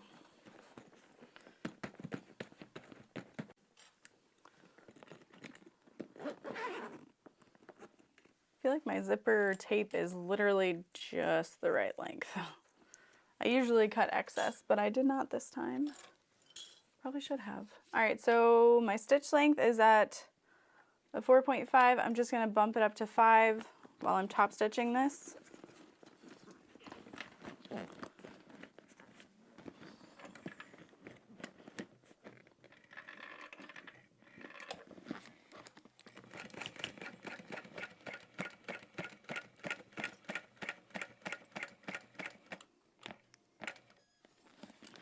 Make sure that your zipper panel is out of the way as you are top stitching, or you'll ruin your bag. Just saying.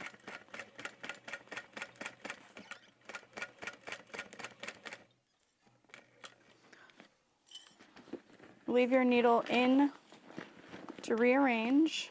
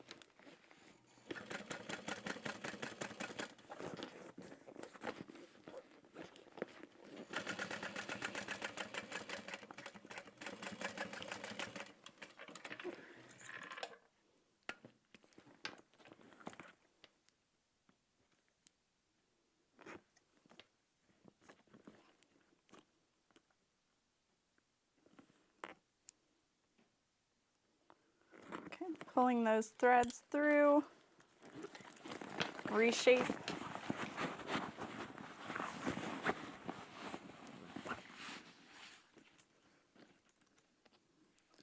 And then we're ready to add our zipper ends, rivet on the handles. I'm going to be using a strap end or a strap rivet tool from Jolili Creations. When I attach handles, I like to use it. I used to just eyeball it, but I really think it's nice to have a consistency, and that tool really helps provide that consistency.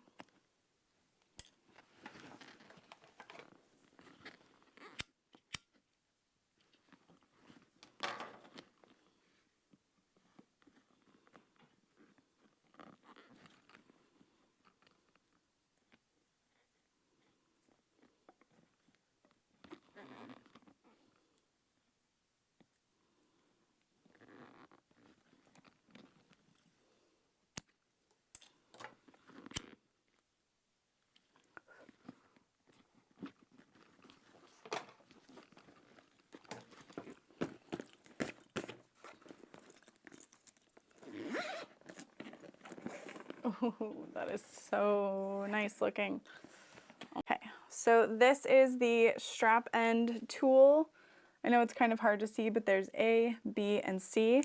I like to use A and C, but if you're using much thinner hardware, you can use B. And I just line that up with the edge of the strap and mark out those holes.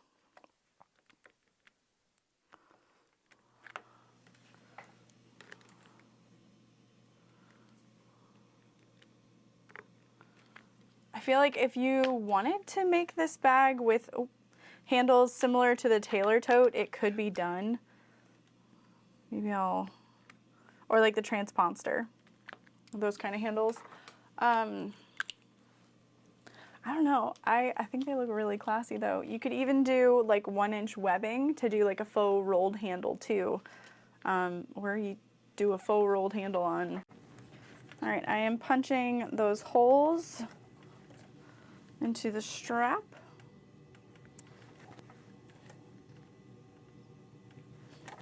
Ow.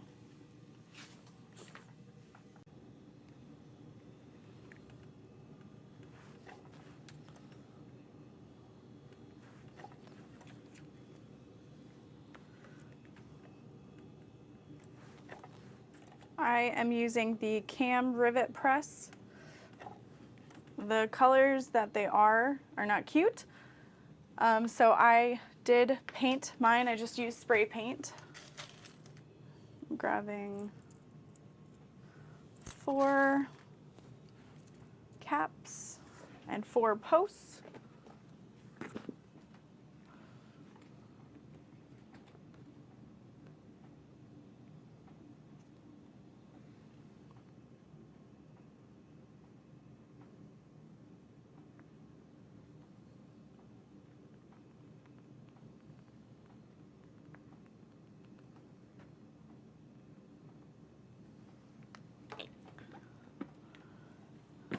Ooh. And then it's going to be up to you how you want the handles, whether you want the folded edge in or out. Adding that cap through the back side and then through the front, and then adding the cap.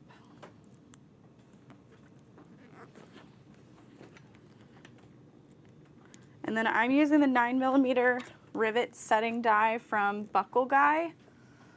I find it is just supremely superior to anything else I've used over the years. It is a nice polished metal, so it's not going to mess up any finish. And the shape of it kind of helps shape your rivets as well.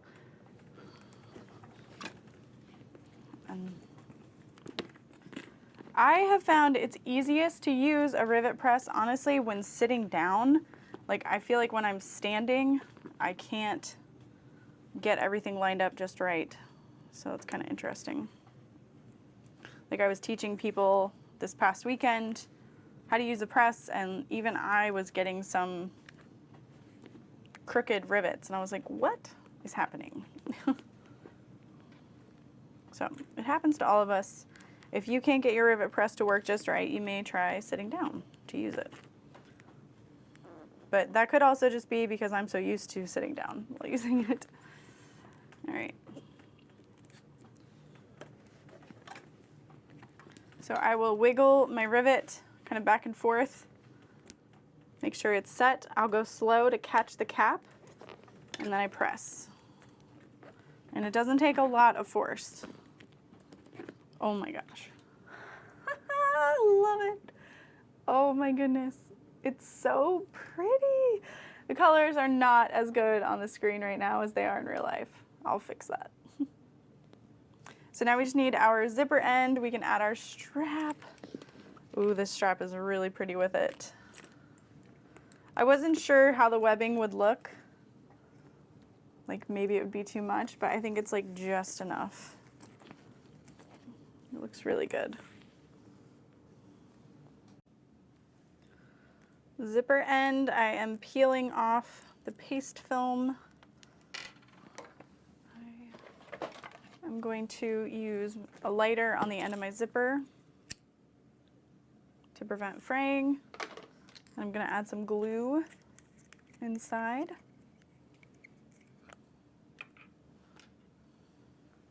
You can see this glue has already started to like ooze out.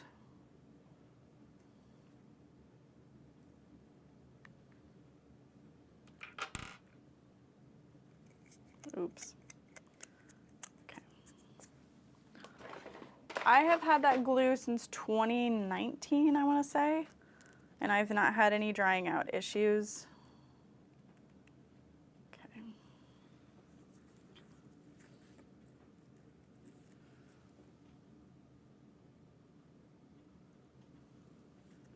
The textured part is the bottom.